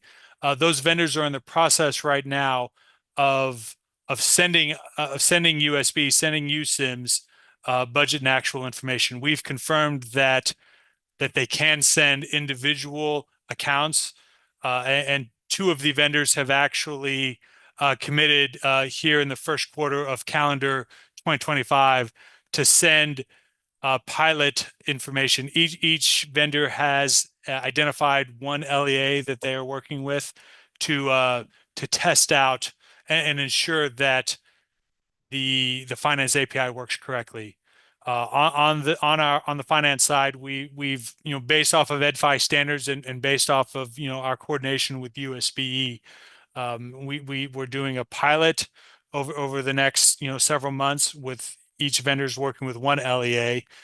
Then in the next year, we'll do parallel submissions, meaning that every LEA will use both the existing CSV uploads as well as the finance API to submit budget and actual information to confirm that, okay, that everything looks correct. And then after that, we'll be able to rely solely on USIMs for those submissions. So before we move on to the next slide, is there any clarification that I can provide to anyone? I have a question. I don't see any other hands right now, but oh, I do see. Member Booth, go ahead first. So I'm just wondering how many LEAs or charters or whoever we're working with across the state are not going to be in a position to implement or to become a part of this system, given their current mode of operation or their current vendor that they're working with, or if they don't have a vendor and they're just working in a small rural school district. How wide does this reach? Is there an effort to be inclusive of every LEA and every charter across the state, or are there going to be some outliers that are going to have to be dealt with on an individual basis? Chair Davis, if I may.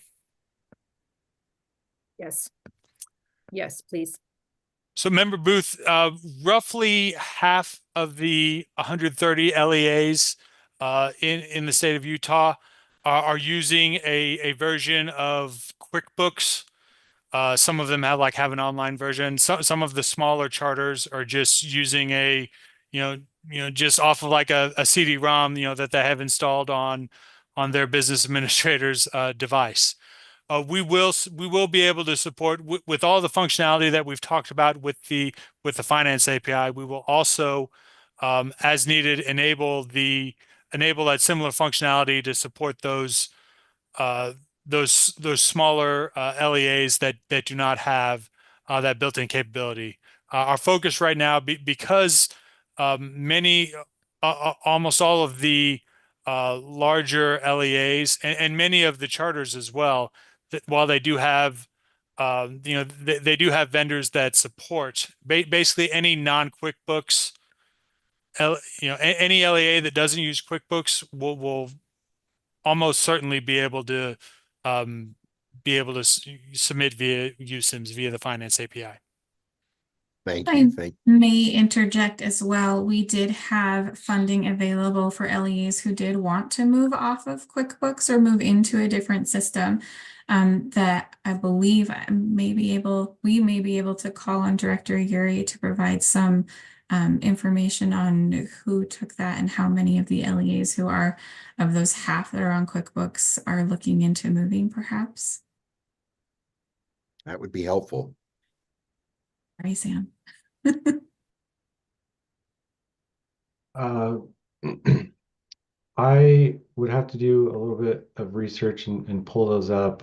We do have a number of charter schools still on QuickBooks. As far as I recall, all of our a couple of our districts were on QuickBooks and they've either transitioned or started the transition process uh, with the LEA financial systems upgrade grants. Um, but off the top of my head, I'd say somewhere around 30 to 40 charter schools are still utilizing QuickBooks at this point. Can I make a comment? I'm not sure how to raise my hand on here, but Yes, thanks, Steve. yeah, you bet. I work with about 45 of the Utah charter schools, and we use QuickBooks. It's enterprise, and we have a patch where it uses a online QuickBase, pulls the data in, and then transfers the data over. So we're ready to go. It's already been tested and part of that. I know that Academica West uses a different software that's going to work. And so that probably speaks for about 60 or 70 of the schools, which I think, kind of supports what Sam's saying. There's probably a few others that have got things going and are in good order. So That's great. Thank you very much for that input. you bet. And I just have a question. So is Enterprise then up to date with what we need, what we're asking for with financial standards, or are we still working on Yeah, getting to that point? Enterprise is the one version of QuickBooks that has extra fields, so that you can have, the grant, you can have the function, you can have the location. All of those are possible with Enterprise. So Okay, thank you. And then Don, is Enterprise one of the 7 then that we're It is not. I believe there is a possibility of I know that there is one vendor that is looking to build like a plugin of sorts that would take that, QuickBooks Enterprise. If you use their plugin, you could then be USIMS compatible. yeah, it's Roger Simpson. That's probably who you've been working with. So and so it's not coming directly from Enterprise. It's coming from QuickBase, which is an Intuit program that's an online program. So that's what he's already, and I believe he's already tested it, is my understanding. So They have. so my question is, I think in code we're required to have a list of vendors that can help LEAs be compliant with all the expectations. They don't necessarily have to have those, but if their vendor isn't getting to compliance, they use one of those. Am I understanding that right? Nicholson. If we may, Deputy Jones, I believe that may Yeah. be an answer better answered by you. Right. Yeah. So Madam Chair, yes, the answer is yes. And that's what Don was alluding to earlier, the 4 that they could choose from on what's basically a statewide contract. They're not required to use those. What they are required to do is to use systems that interoperate by law, that interoperate with the USBE structure or system, which is USIMS. So that was just another opportunity, though, or indication where we as the board are supporting LEAs and to getting to what right is. So back to Steve's point, they didn't necessarily have to choose the vendor because they were able to, use the patch. And so now they will be in compliance with the requirements of the law. So this just goes to the overall tone of our providing technical assistance. However, it does cost money. And then it also is related to what I spoke to earlier, is now would be the time, which you're doing, which the board is doing, is looking at, asking the legislatures for one-time money spread out over 5 years and I really think that this example of where, and it was Representative Ballard at the time in the legislature that helped secure some one-time money that was spread out over several years to help LEAs get to what right is. you, the board, are taking or indicating the same approach with your, I think it's number 5 on your list with that request and what you're going to talk or discuss about today and with your motion, right? It does make a difference. It did make a difference to a lot of the LEAs. Not all of them chose any one of the 4, right? But it did allow for some flexibility, if you will, to honor the choice, local choice. But at the same time saying, hey, you got to get to what right is by the law. Does that help, ma'am? Yeah, I just, it's kind of just cementing that we need to do something similar with student information systems. And it has been successful here with financial systems. So I appreciate the clarification and we can continue on. Thank you.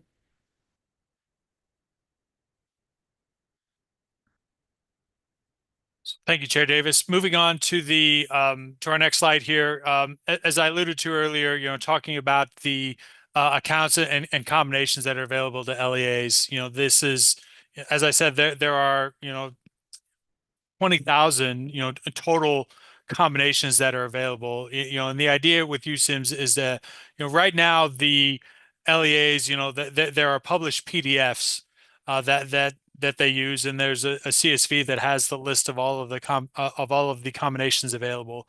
In order to simplify things for both the LEA users and for USB and managing all these, it's giving USB the ability to build and manage all of this information online, and by doing it here in USIMS, that also makes it available in our finance API, and therefore makes those changes immediately available to the LEAs to use.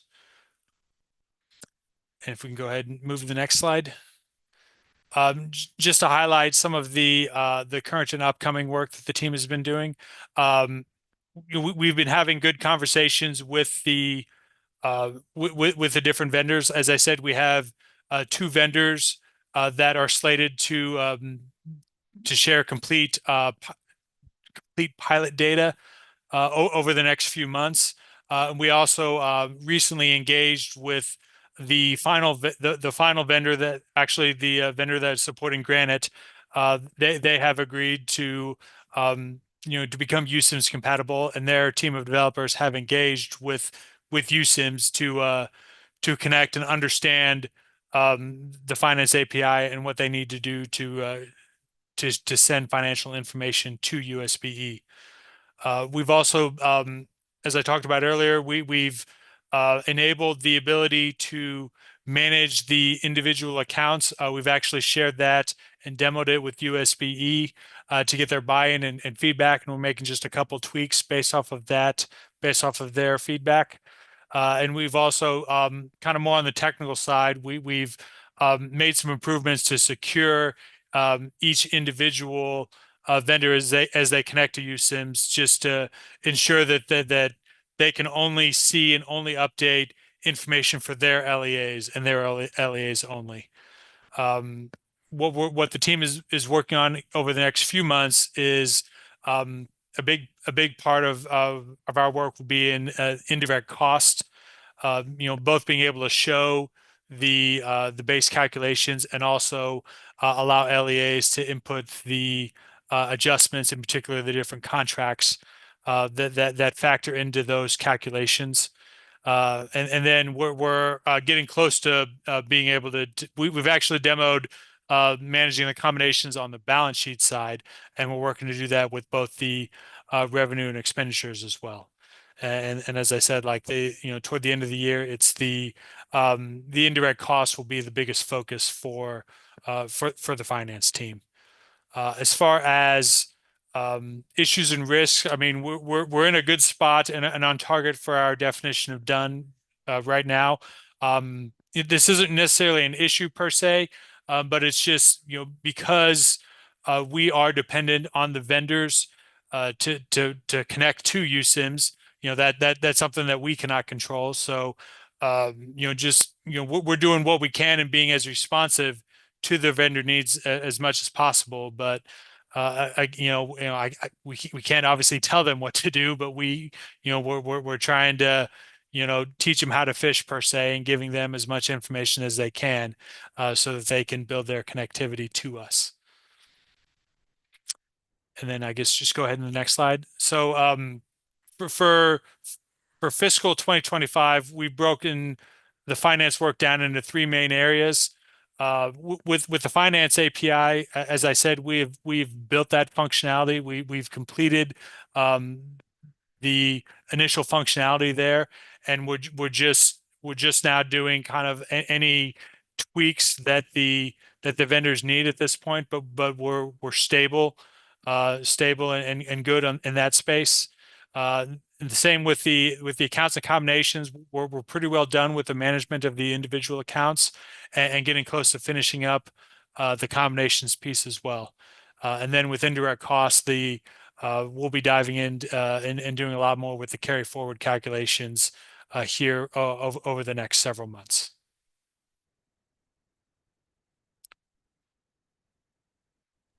Member Booth has a question.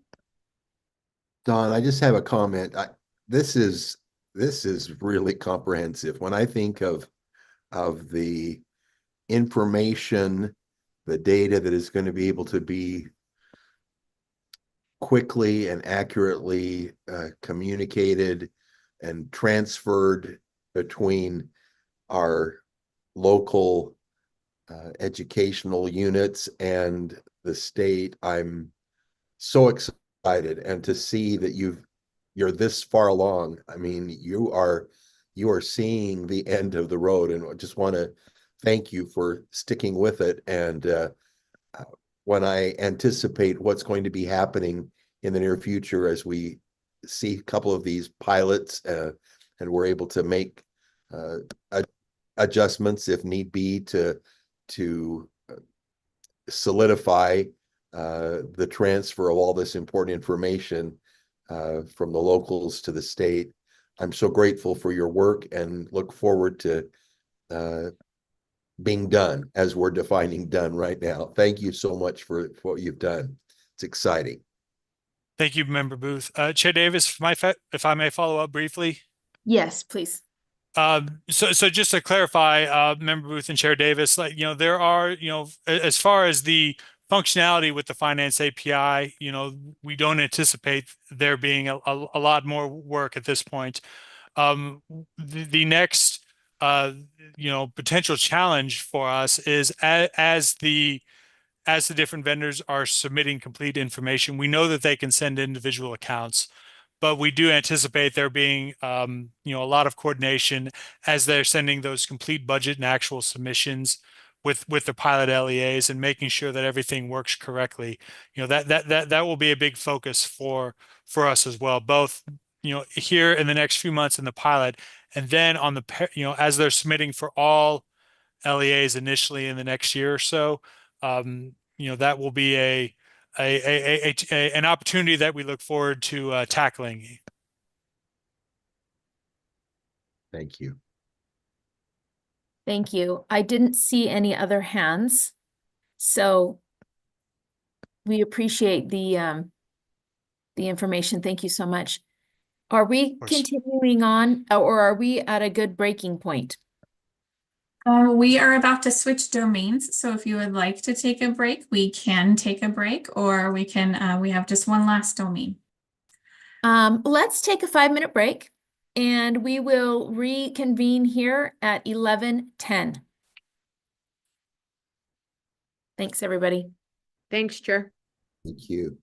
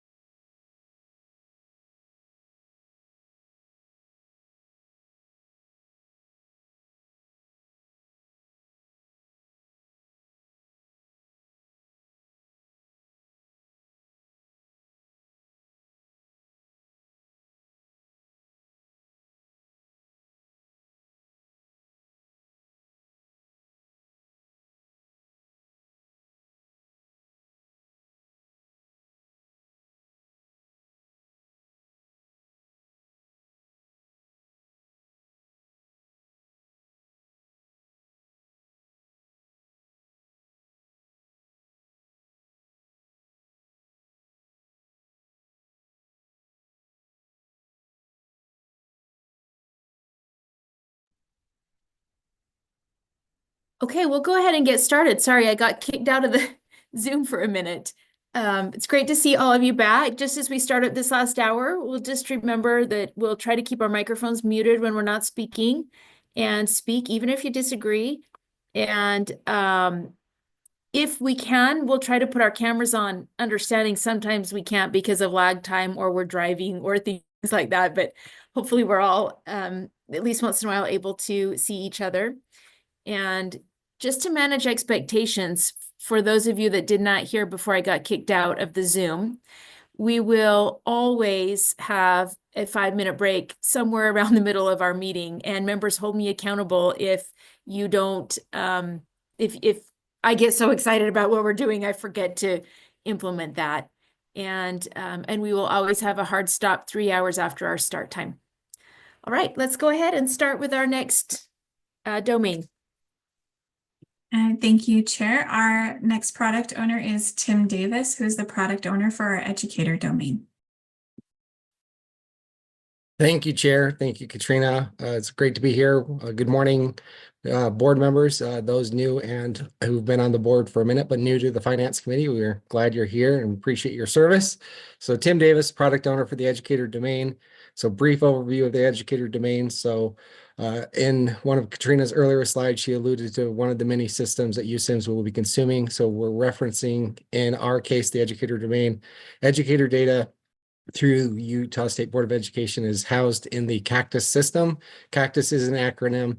I'm not going to spell it out because one, I'd have to go look it up because I have it memorized sometimes and sometimes I forget it. But that being said, so USIM's goal in the educator domain is to take the features and functionality of the data revolving around educators and putting that inside of USIMS, primarily focusing on helping it be a self-service model so that the educators can come into USIMS and do those things and not necessarily have to go through an approval process with TNL, but we realize there will be instances where things like that need to happen. But the same thing for our local education agencies, the same thing that they go into the USIMS and they can do the same things that pertains to them. And so these first three slides are kind of a culmination of the efforts that we've undertaken and things that we're currently working on. So basically the first slide you're seeing here is where a licensed educator used to have 7 time consuming inefficient one-time individual transactions. And now currently through USIMS, they can do all of those 7 transactions tied to their username and password through USIMS. And then with our UPAC role, we started last year with creating their case creation process, taking it from their Excel file and putting it inside of USIMS, and also taking the manual process of the background check and fingerprint data, and also taking that from Cactus and putting it inside of USIMS. And now we have that, like I said, we have that case management. And I apologize, there are acronyms on the slide. I will get that fixed. So the CBR and BCI refers to the Criminal Background Review and Bureau of Criminal Investigation. So that is the governance that governs how we handle background checks here in the state of Utah for our educators. And that process has been consumed inside of USIMS. Sorry, next slide. So then we've also taken where our 7 Utah universities would do their University Recommend program. We've transitioned the name from University Recommends to the Educator Preparation Program. And so you kind of see that here on the slide. So that was done through our remote desktop service and through teaching and learning as needed. We've integrated that inside of USIMS. We have 4 universities that was part of the rolling release that were our guinea pigs or subject universities to go through the process. And we just recently had December graduation. So we're working with those universities to make sure that the January data collection for that information is working as intended before we roll it out to the rest of the universities.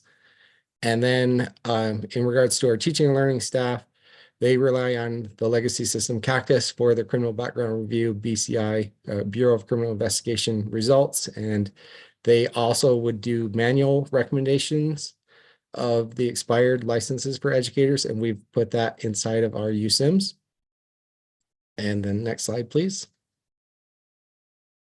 And then our last slide here is with a local education agency or the LEAs. So they have assignments that are entered in multiple places manually. So we could be talking about Cactus, we could be talking about their SIS, we could be talking about a financial system, we could be talking about a notebook with just, or sticky notes, or an Excel spreadsheet, or some for those smaller districts, whatever system that they use to keep their heads above water to track this information. With USIMS, we will be able to have that information all in one place. So whether it doesn't eventually, depending on whatever system, if they do it through, like, for example, an SIS, USIMS will be a place where that SIS can just come to USIMS, give us the data, and we can send data back and forth. So it's kind of like a continuous flow of information, and people don't have to manually input the data. And the bottom part of the slide so depending on your access inside of USIMS, so this is for one of the, we call them cards. So one of the cards is for the educator themselves, but the other 4 cards are for our UPAC users and our teaching and learning users and our University Recommend Educator Preparation Program users. So those cards are what those users see when they log into USIM. So if they have, for example, I'll pick on UPAC. UPAC can see our criminal background review, and then they can also do their case management. Same thing with teaching and learning. They'll be able to see the criminal background review status, and they can see the educator preparation program results coming in. And I'll just pause there. So I gave you a lot of information, 3 slides. So I just want to see if any of our board members have any questions, comments before I continue with the presentation. All right, I'm not seeing any hands raised. Oh, sorry, board member Booth. Chair, if I may. Yes, go ahead, Member Booth. So, what do we do with, when we're talking UPAC or we're talking educator licensing, these areas are critical for every single big LEA, rural district, small little office, small charter. How in this particular realm for educators in the educator domain, how are we going to be impacted by the smaller districts when we've got to still get, we can't compromise on the information or on the efficiencies we need with UPAC or with criminal background? I mean, all 5 cards are critical areas. Do you have a sense of where we are working with all of the various stripes of local administrators and local systems in being able to accomplish the transfer and the acquisition of this critical data and information?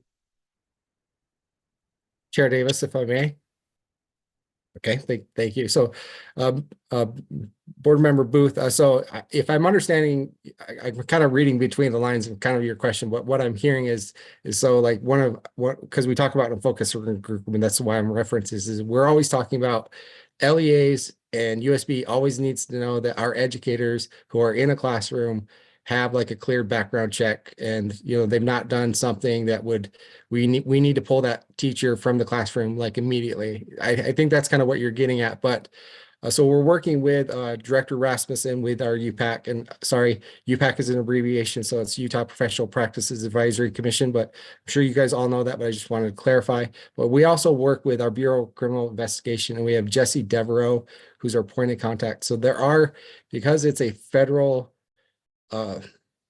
jurisdiction, we have to follow their mandates on what information we can release to, for example, LEAs. And so we work in tandem with those. But that being said, with our LEAs, that information will be filtered down to them through screens inside of USIMS, and whatever information we can pass, it'll be real time. And like with one of the things that we're currently doing with UPAC is we're giving, when we integrated with the Bureau of Criminal Investigation with USIMS, we have real-time access to their database, and USIMS being 24/7. So we are one of, I realize you might not have been on the finance committee, so I'm just back up. For any new members, we are one of, USB is one of 4 state agencies that has direct access to the Bureau of Criminal Investigation's current background check results. So we have real-time data, and we're passing any information of a negative flag to our UPAC representatives, and then UPAC will take their desired course of action where they open the investigation. And I believe monthly they bring that information to you, and in board members, you guys have a private, not a private, sorry, you have a a closed meeting to discuss those investigations, and then you determine the results of what should happen. And then depending on that action with the educator is allowed to still teach. Their record gets cleared, or maybe they have a letter of warning or suspension, and maybe I'm not using the correct terminology, so I apologize, because it's really Director Rasmussen's realm of information. But we will be going back to kind of answering your question. Hopefully I'm not word vomiting on you, is that we'll have checks and balances in place so that every person who needs to know the information, if allowable, will provide that information inside of USIMS. Thank you. Thank you very much. Thank you. And thanks for clarifying the acronyms for the public as well. Appreciate that. All right, so our next slide. So as you've seen with both the finance and student domain, we also have a slide of information or work that we've currently done. Overall, we're in a green status. Just recently, we were able to release for any educator who's, we realize it's renewal time for educators here in the state of Utah. That started on January 1st and goes through June 30th. So any educator with an active assignment of 5 years or more, they will be happy to go through. We've simplified the process for them. They won't have to do the renewal form. And so that feature was released to production yesterday. We talked about it in focus working group. So we had some issues so we'll be monitoring, not issues, sorry. Since it wasn't released till yesterday, we had educators who possibly could have came in between the first and yesterday that may have experienced a different workflow than educators who now are under this new workflow.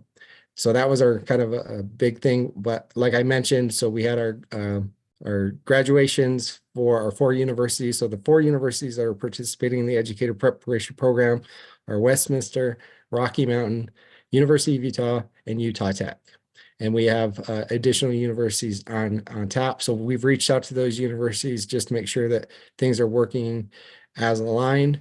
We've also released some work with the Criminal Background Review and Bureau of Criminal Investigation, and we've also are working on the workflow for our personal information, because it causes issues when an educator comes to USIMS and they've not yet registered inside of USIMS, and if they currently exist but they somehow give us a typoed date of birth or social security. So we've enhanced the personal information workflow to kind of hopefully eliminate those typos from happening, so we can get accurate data, so we can match people to who they say are in our existing system and moving forward.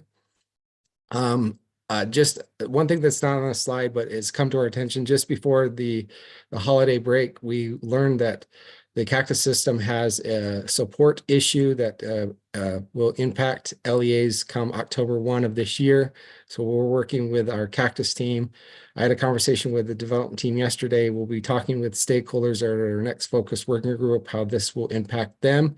And so I believe it's our next slide, which will talk about our roadmap of things. So that, so our definition of done. So what you see now was our plan for July 1st, but with this new information that we got over before the break, some of this may change. And so when you see us in February, and if you're like, hey, wait a minute, your slides changed, I want to kind of just preface that for you. So what we've kind of identified as were things we want to do by July 1st. was with our Bureau of Criminal Investigation, with the background check and finger process. We wanted to automate it, but we are contingent upon the Bureau of Criminal Investigation being able to also dedicate a developer to develop that process inside of their system. So you see that it's on hold until BCI can implement that. But we've provided teaching and learning the criminal background review information inside of USIMS. We're providing our LEA users that same information, including tracked or not tracked, and providing notification to the educator upon clearance of the results.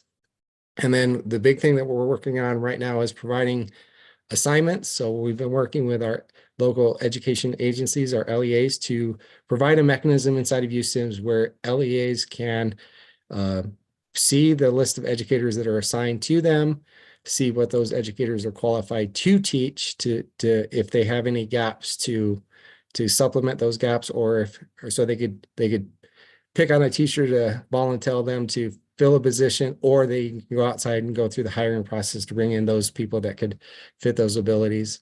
And we actually jumped a slide, so if I can go back to sorry.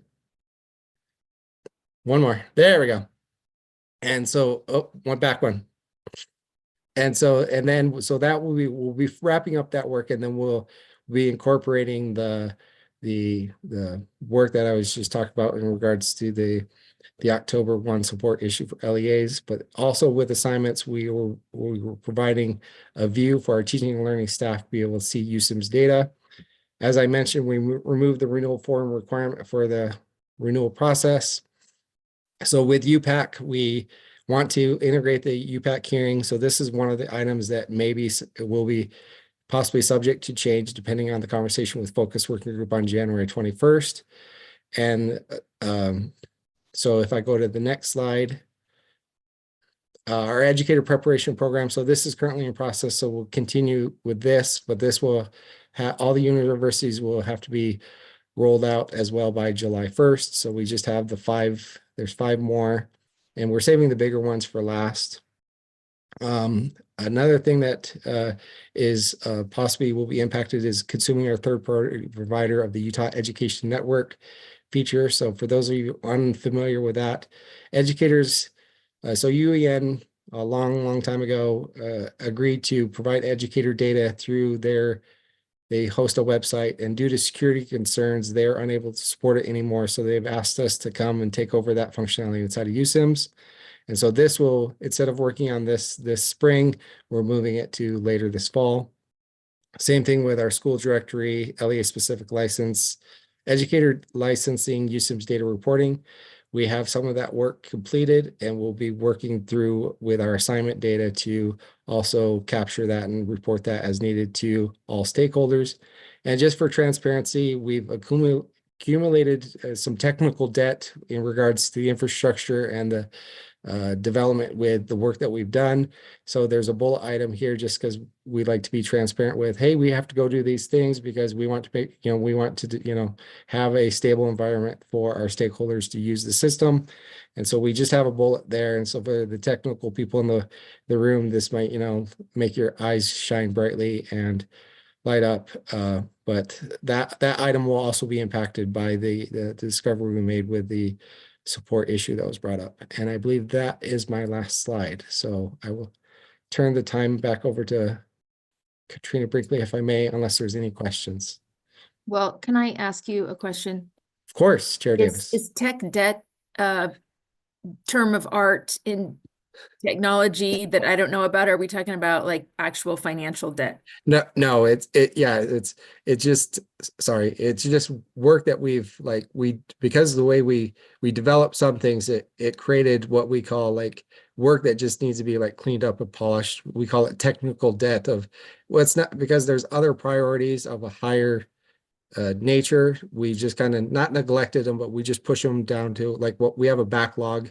And I'm probably boring you with some of these details, and I apologize, but we just put them lower priority deep on the backlog. Like we'll get to them, but we just have to find the right time and place to implement them into a 2-week sprint or into a feature or functionality that we're developing to address that. So it doesn't stay out there for too long and doesn't come back and open any vulnerabilities or expose us to outdated software development practices.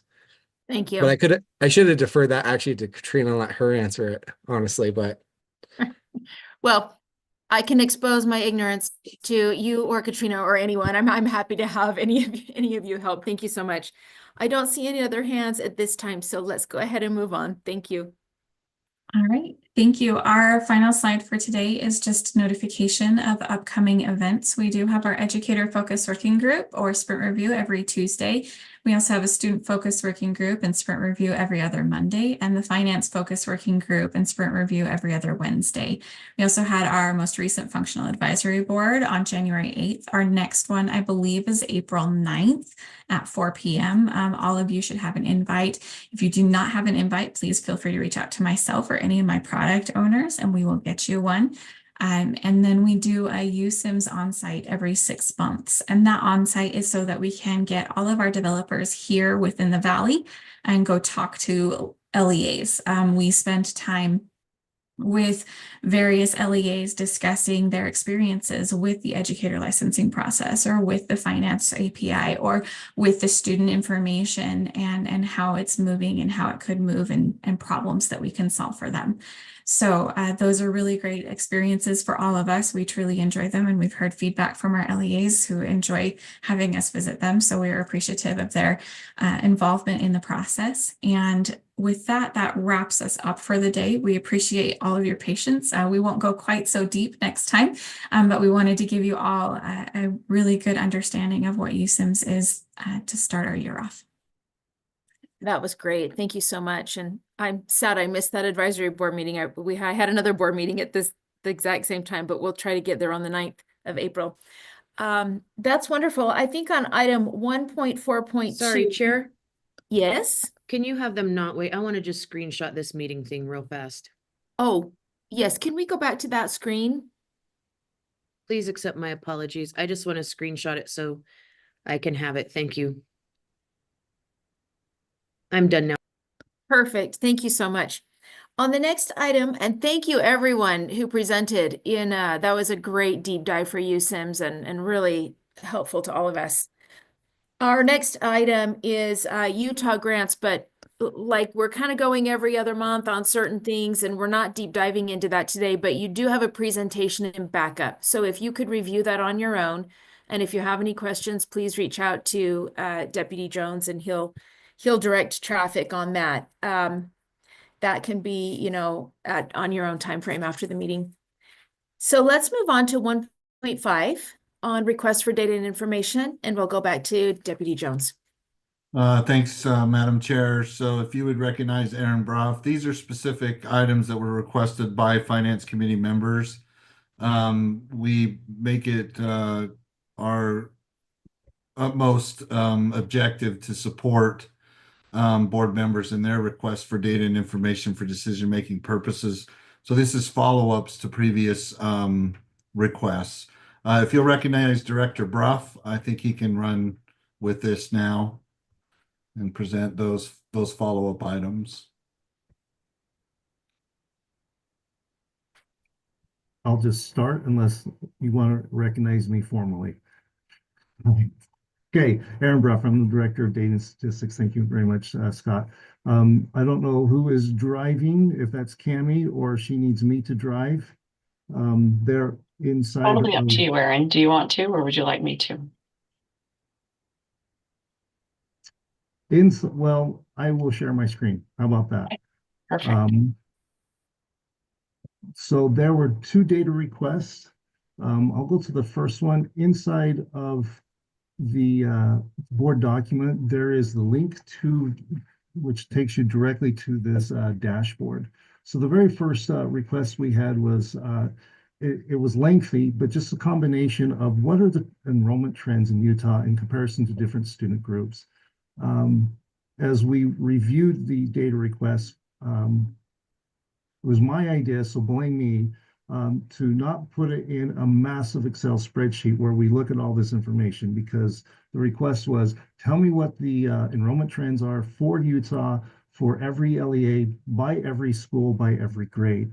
that's quite a bit of information. I thought a dashboard would be a more appropriate process to share this information with the group. So when we're looking at this dashboard, this is the front page on there. It says the overall student trend. You'll notice it goes back from 2008 up through 2024.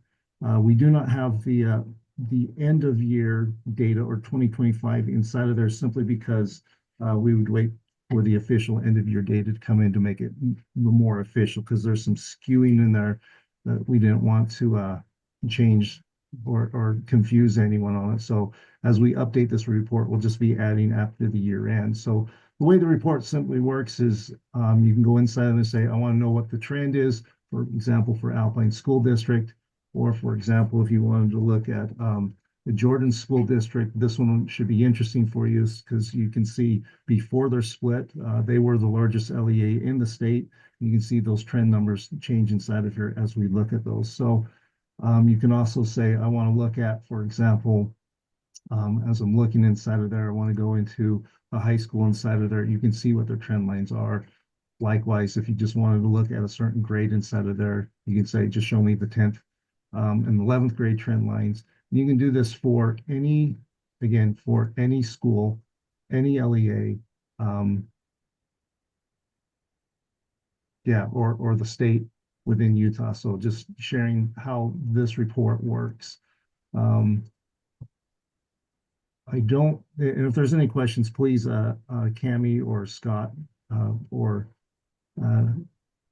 board member Davis, please let me know. So I'm just going to continue on because I'm not looking at the Zoom meeting. I'm just looking at the screen. So next to it, we have. I just want to know how long it took you to do all that. Oh, 30 seconds. No. Well, may I? Go ahead. Go ahead. I'm so sorry, Aaron. This is beyond, and it's going to be so helpful as we make policy decisions. I just can't even, I don't know how to say thank you enough. And this is just the first glance. Thank you. No, you're welcome. Great, You're thank welcome. you. So what we have is basically a storyboard layout on top where you can look at the overall trends. You can look at the economic disadvantaged groups. You can look at the special education group and their trend lines inside of there and how that's changing. And likewise, you can see the English language learners. So these are the major demographic groups that we do reporting on. Again, when you look at this information, you can look at, like, I'll pick on a different LEA, we'll go Carbon School District. And you see it does adjust according to the end size. So don't, look at the trend being inside of there, what's going on. And if you need to go down to even a little school, the end size is going to be showing inside of here. So this information is available. Again, if you want to look at grades, you can go all the way down to those. So all that information is available for your access. So up on the top, you'll see that there is also now a tab where we can do some comparisons. So this answers directly the questions that came in with this request, where they wanted to basically show what is the comparisons for total year enrollment to the English language learners. And so again, any LEA, any school can be selected inside of there. It also gives you in this report the top 10 LEAs with English language learners by volume. So it's not by percentage. We can adjust and change this as requested, or if you need something in addition inside of there. But so, for example, if I come in here and looked at Alpine School District, and I use Alpine because they start with an A and they're fairly large. There's no bias towards them. But as we look at it, you can see we can change this. The top 10s will change according to, hey, what was the top 10, for example, in 2020, who had the most amount of EL or English language students within their LEA. So here's this report here. If you jump over here now, you have another one for student group comparisons. Again, these are based directly on the requests that came in. Show what the free reduced lunch comparison is to the English language learner counts. Again, trend over the entire time of the information that we have available. We put this into the display. Likewise, show me what the trend or the comparison is between the homeless counts and the English language students within the population. Again, this is, you can go in there and say, I want to look at Granite School District. It will adjust according to whichever LEA you want to look at. And again, whichever grade range you want to put inside of there. Has that flexibility and adjustments inside of there. And if you have questions about a certain data point inside of there, just hover over it and it will give you that information. I'm just going to reset it. Then we have another one for homeless information. Basically, when we get homeless data, there are a number of basically conditions that the LEA submit into us. Majority of them is homeless with another family because of loss of housing or economic hardship. You can see this top trend, but this also gives you the trend line over time, again, by any LEA and by any grade that you can go inside there. So you can see that we get information. They're living in their car or a park or campground or a public place. They're in a motel or hotel, in a shelter somewhere without adequate facilities, or a student is seeking enrollment without an accompanying parent. So you can see all this information. Again, small numbers are going to be inside of here, especially if you start drilling in there, but the information is able to be found. And then you can look at each one of the years. You can break it down, saying, as I'm looking at a year, it's hard to determine what you're seeing inside of there. So you can hover over it, you can look there and try to go through it, or change the year down at the bottom to show that information. The final dashboard then talks about, okay, what language is being spoken at home? And below that, again, this is based upon the request. When did a student first enter into the United States? So the one on top says, okay, what's the language? Again, you'll have, because there's lots of languages in there, you will have to hover over it, but just know the majority of our speakers here are Spanish. Again, if you needed to drill into the LEA that you're interested in, or a charter school, for example, click over to Beaver School District and say, okay, what trends? And you'll find the majority of it will be Spanish. And then as you're looking at this as well, the chart underneath it, we have information for students who immigrated into the United States. So when they first entered, we have that year. That's what this report at the bottom is telling you, is, well, what was that year that the students entered the United States? So inside of Beaver School District, there was a student in 1990 when they had their first entry into the United States. Based upon the information that they shared us, we've got one student who entered in 2024. You can see over here they had 15 who entered in, when I say student, they had 15 students who entered in 2019. Any questions, follow up that you would like to know? Again, this is basically our trends of enrollment and the student groups that we've presented to answer all those questions. Yes, Member Boggett has a question or comment. Oh, Chair Davis, I just can't tell you how exciting this is for me. I'm so super thankful. I think my question would be, how do I access it? Because I don't actually see it in backup, and I've refreshed, but maybe it's in a different spot. And then, are we going to continue to update this ongoing? I think for policymakers, as we look into the future, I think this information is so important for policymakers. My heart just it did a little whatever on the homeless thing. I think it's going to be so invaluable as we look at these trends and how they affect our frontline operations and the stress on our teachers in their classrooms. It just is invaluable. And how we can share it with our policymakers as we're looking into the legislative season. Is there just a link? Would Director Bruff like to do a presentation? I don't know. I have lots of questions. So to answer where it's at, so I'm going into today's meeting. This is item, we're at information and data requests, agenda item. There's the link right there. Wait, So you're not sharing your screen, oh, Aaron. am I not sharing? Sorry. Yeah, five Sorry. point. It's the agenda memo under data Let's and see, request. Wait, that's not the right one. You're just going to get my whole screen, so I apologize because that's just, I'm working on a bigger screen. So right here inside of today's memo, you'll see on the, are you seeing my screen first off? No, I'm not.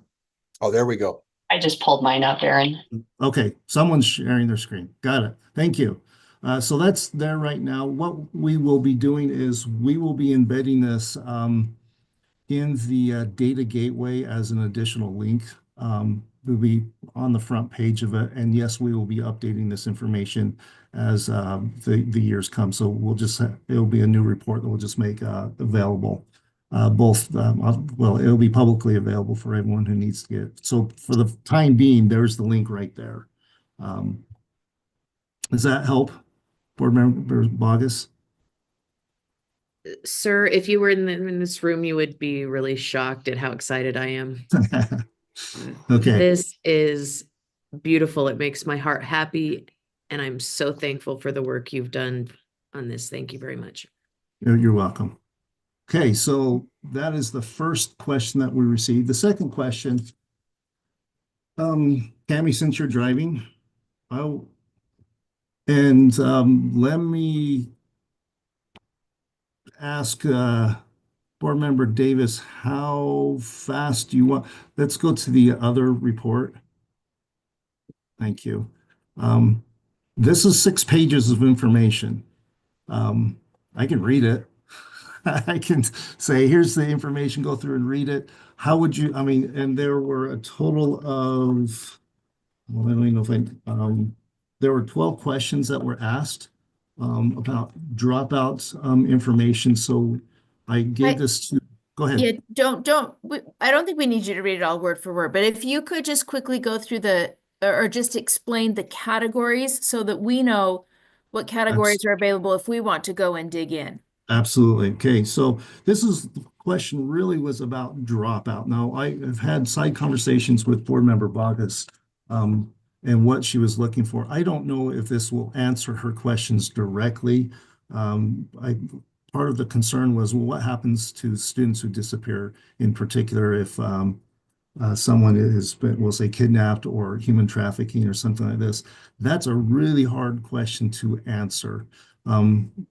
So to go through and give the answers, or basically to share, one is the first part of this document explains the methodology of how we approached it, where we looked at the cohort tracking process that we do for ages 9th grade through 12th grade and how that works. And so to answer the questions, the first question was simply, is there any data on how many students have dropped out from enrollment for the past 20 years? The answer is yes, we do, based upon the information. If you want to scroll to page 3,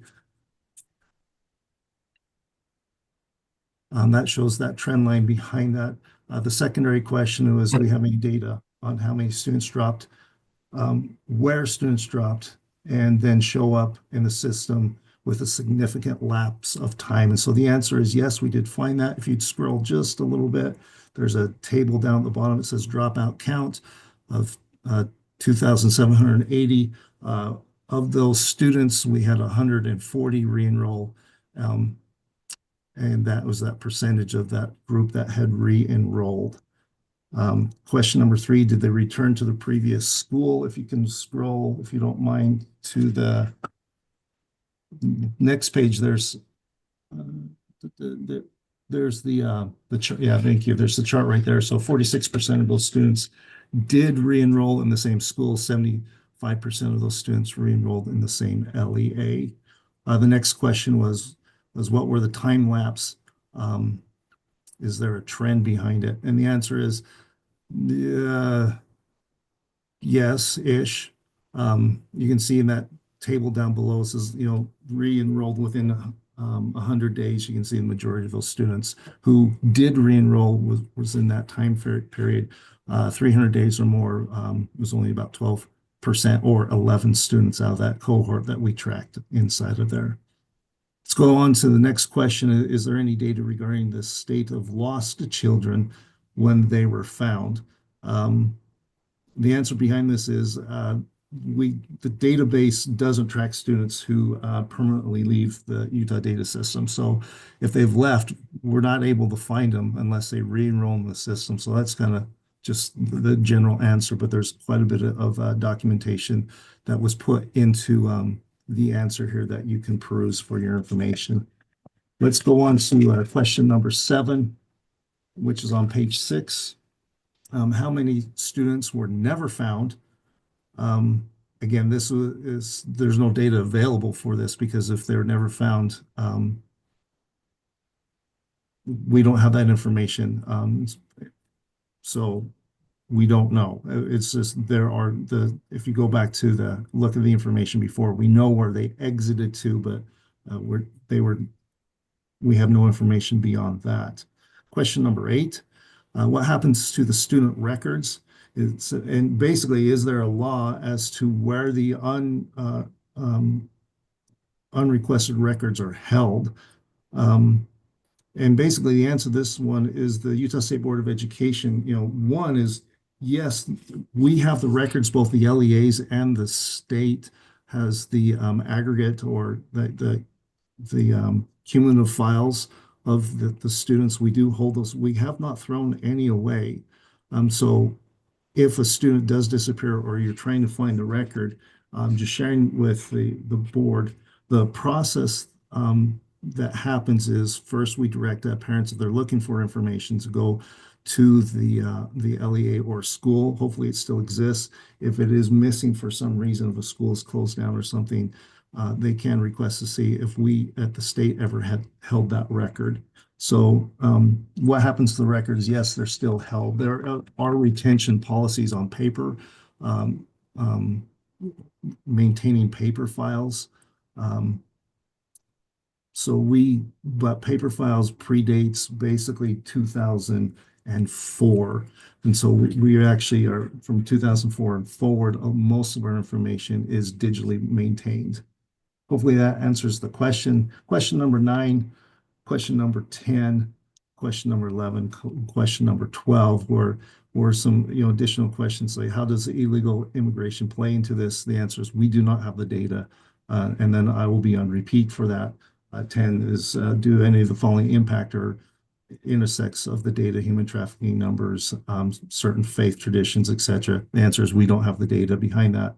Is there a situation in which a student changes the LEA and no record request is sent? The answer is nah, we don't have the data on that, if that ever happens. And the last question is what would be the circumstances for related to choices made? The answer is we don't have the answer for those. So that follows up basically the answers. Again, it's a 6-page documentation with detailed information of how we came to the findings and how we approach to answer these questions. And I'm open for any additional follow-up questions, or if not, that concludes my remarks. Thank you, Director Bruff. Member Bogus? Thank you, ma'am. I really do appreciate the work that has been done here. I don't have any questions right now, but I will probably email Director Bruff offline and set a time to meet with him and follow up. I just am so thankful for this, and I know that there's going to be a policy solution that's going to come out of this that we will probably engage in interface to try to address some of the struggles that some of our institutions and our LEAs are having. So again, I know I've said it many times, it's superfluous at this time, but thank you, Director Bruff. Thank you for this. I'm looking forward to the other attendance one, and I'm just super excited. Thank you for everything you've done. Thank you. It was our pleasure. And it's my team as well, just highlighting the team. I always say if we succeed, it's their fault or it's their glory, their credit. If we fail, blame it on me. So thank you. Well, thank you to your team. And speaking of you and your team, you are up next on our next agenda item. We are going to move 1.7 and 1.8 to next month. Can you do 1.6 Utrex in 5 minutes, or do we need to move that one to next month as well? Now, I am not the main presenter. This is going to be Melissa. Melissa Preziosi, but I am here So I can say yes, I cannot say anything. So Let's Melissa, ask Melissa, do you think, how long had you planned? Can we do this in 5 minutes or do we need to move to next month? When I practiced the presentation, it did take me 15 minutes. So, Okay, we will be moving to next month, but before we do that, Member Bogus, your hand is up still. Do you have another question? I just please accept my apologies. Sometimes I forget because it's your full screen right now. Thank you. Oh, that's okay. Melissa and Brett and Dale and Deputy Jones, we are sorry we do not get to hear from you this time, but we will definitely be hearing from you next month, and we appreciate all the work that you put in. And thanks to our whole team. Members, do you have any final questions or comments about any of the items today? Thank you. I think it's been a very informative meeting, and I'm excited to be on the Finance Committee. Well, Member Bogus and I, the last holdouts from last year, are so happy to have you and Chair Hymas and Vice Chair Kelly coming on board. We appreciate you, and thanks again, everyone. We're out with 3 minutes to spare, and we'll see you next time. All right, great. Thank you. And thanks to all of you who came to our Lunch and Learn, our first Lunch and Learn. We had 6 board members. It was a fun time. See ya.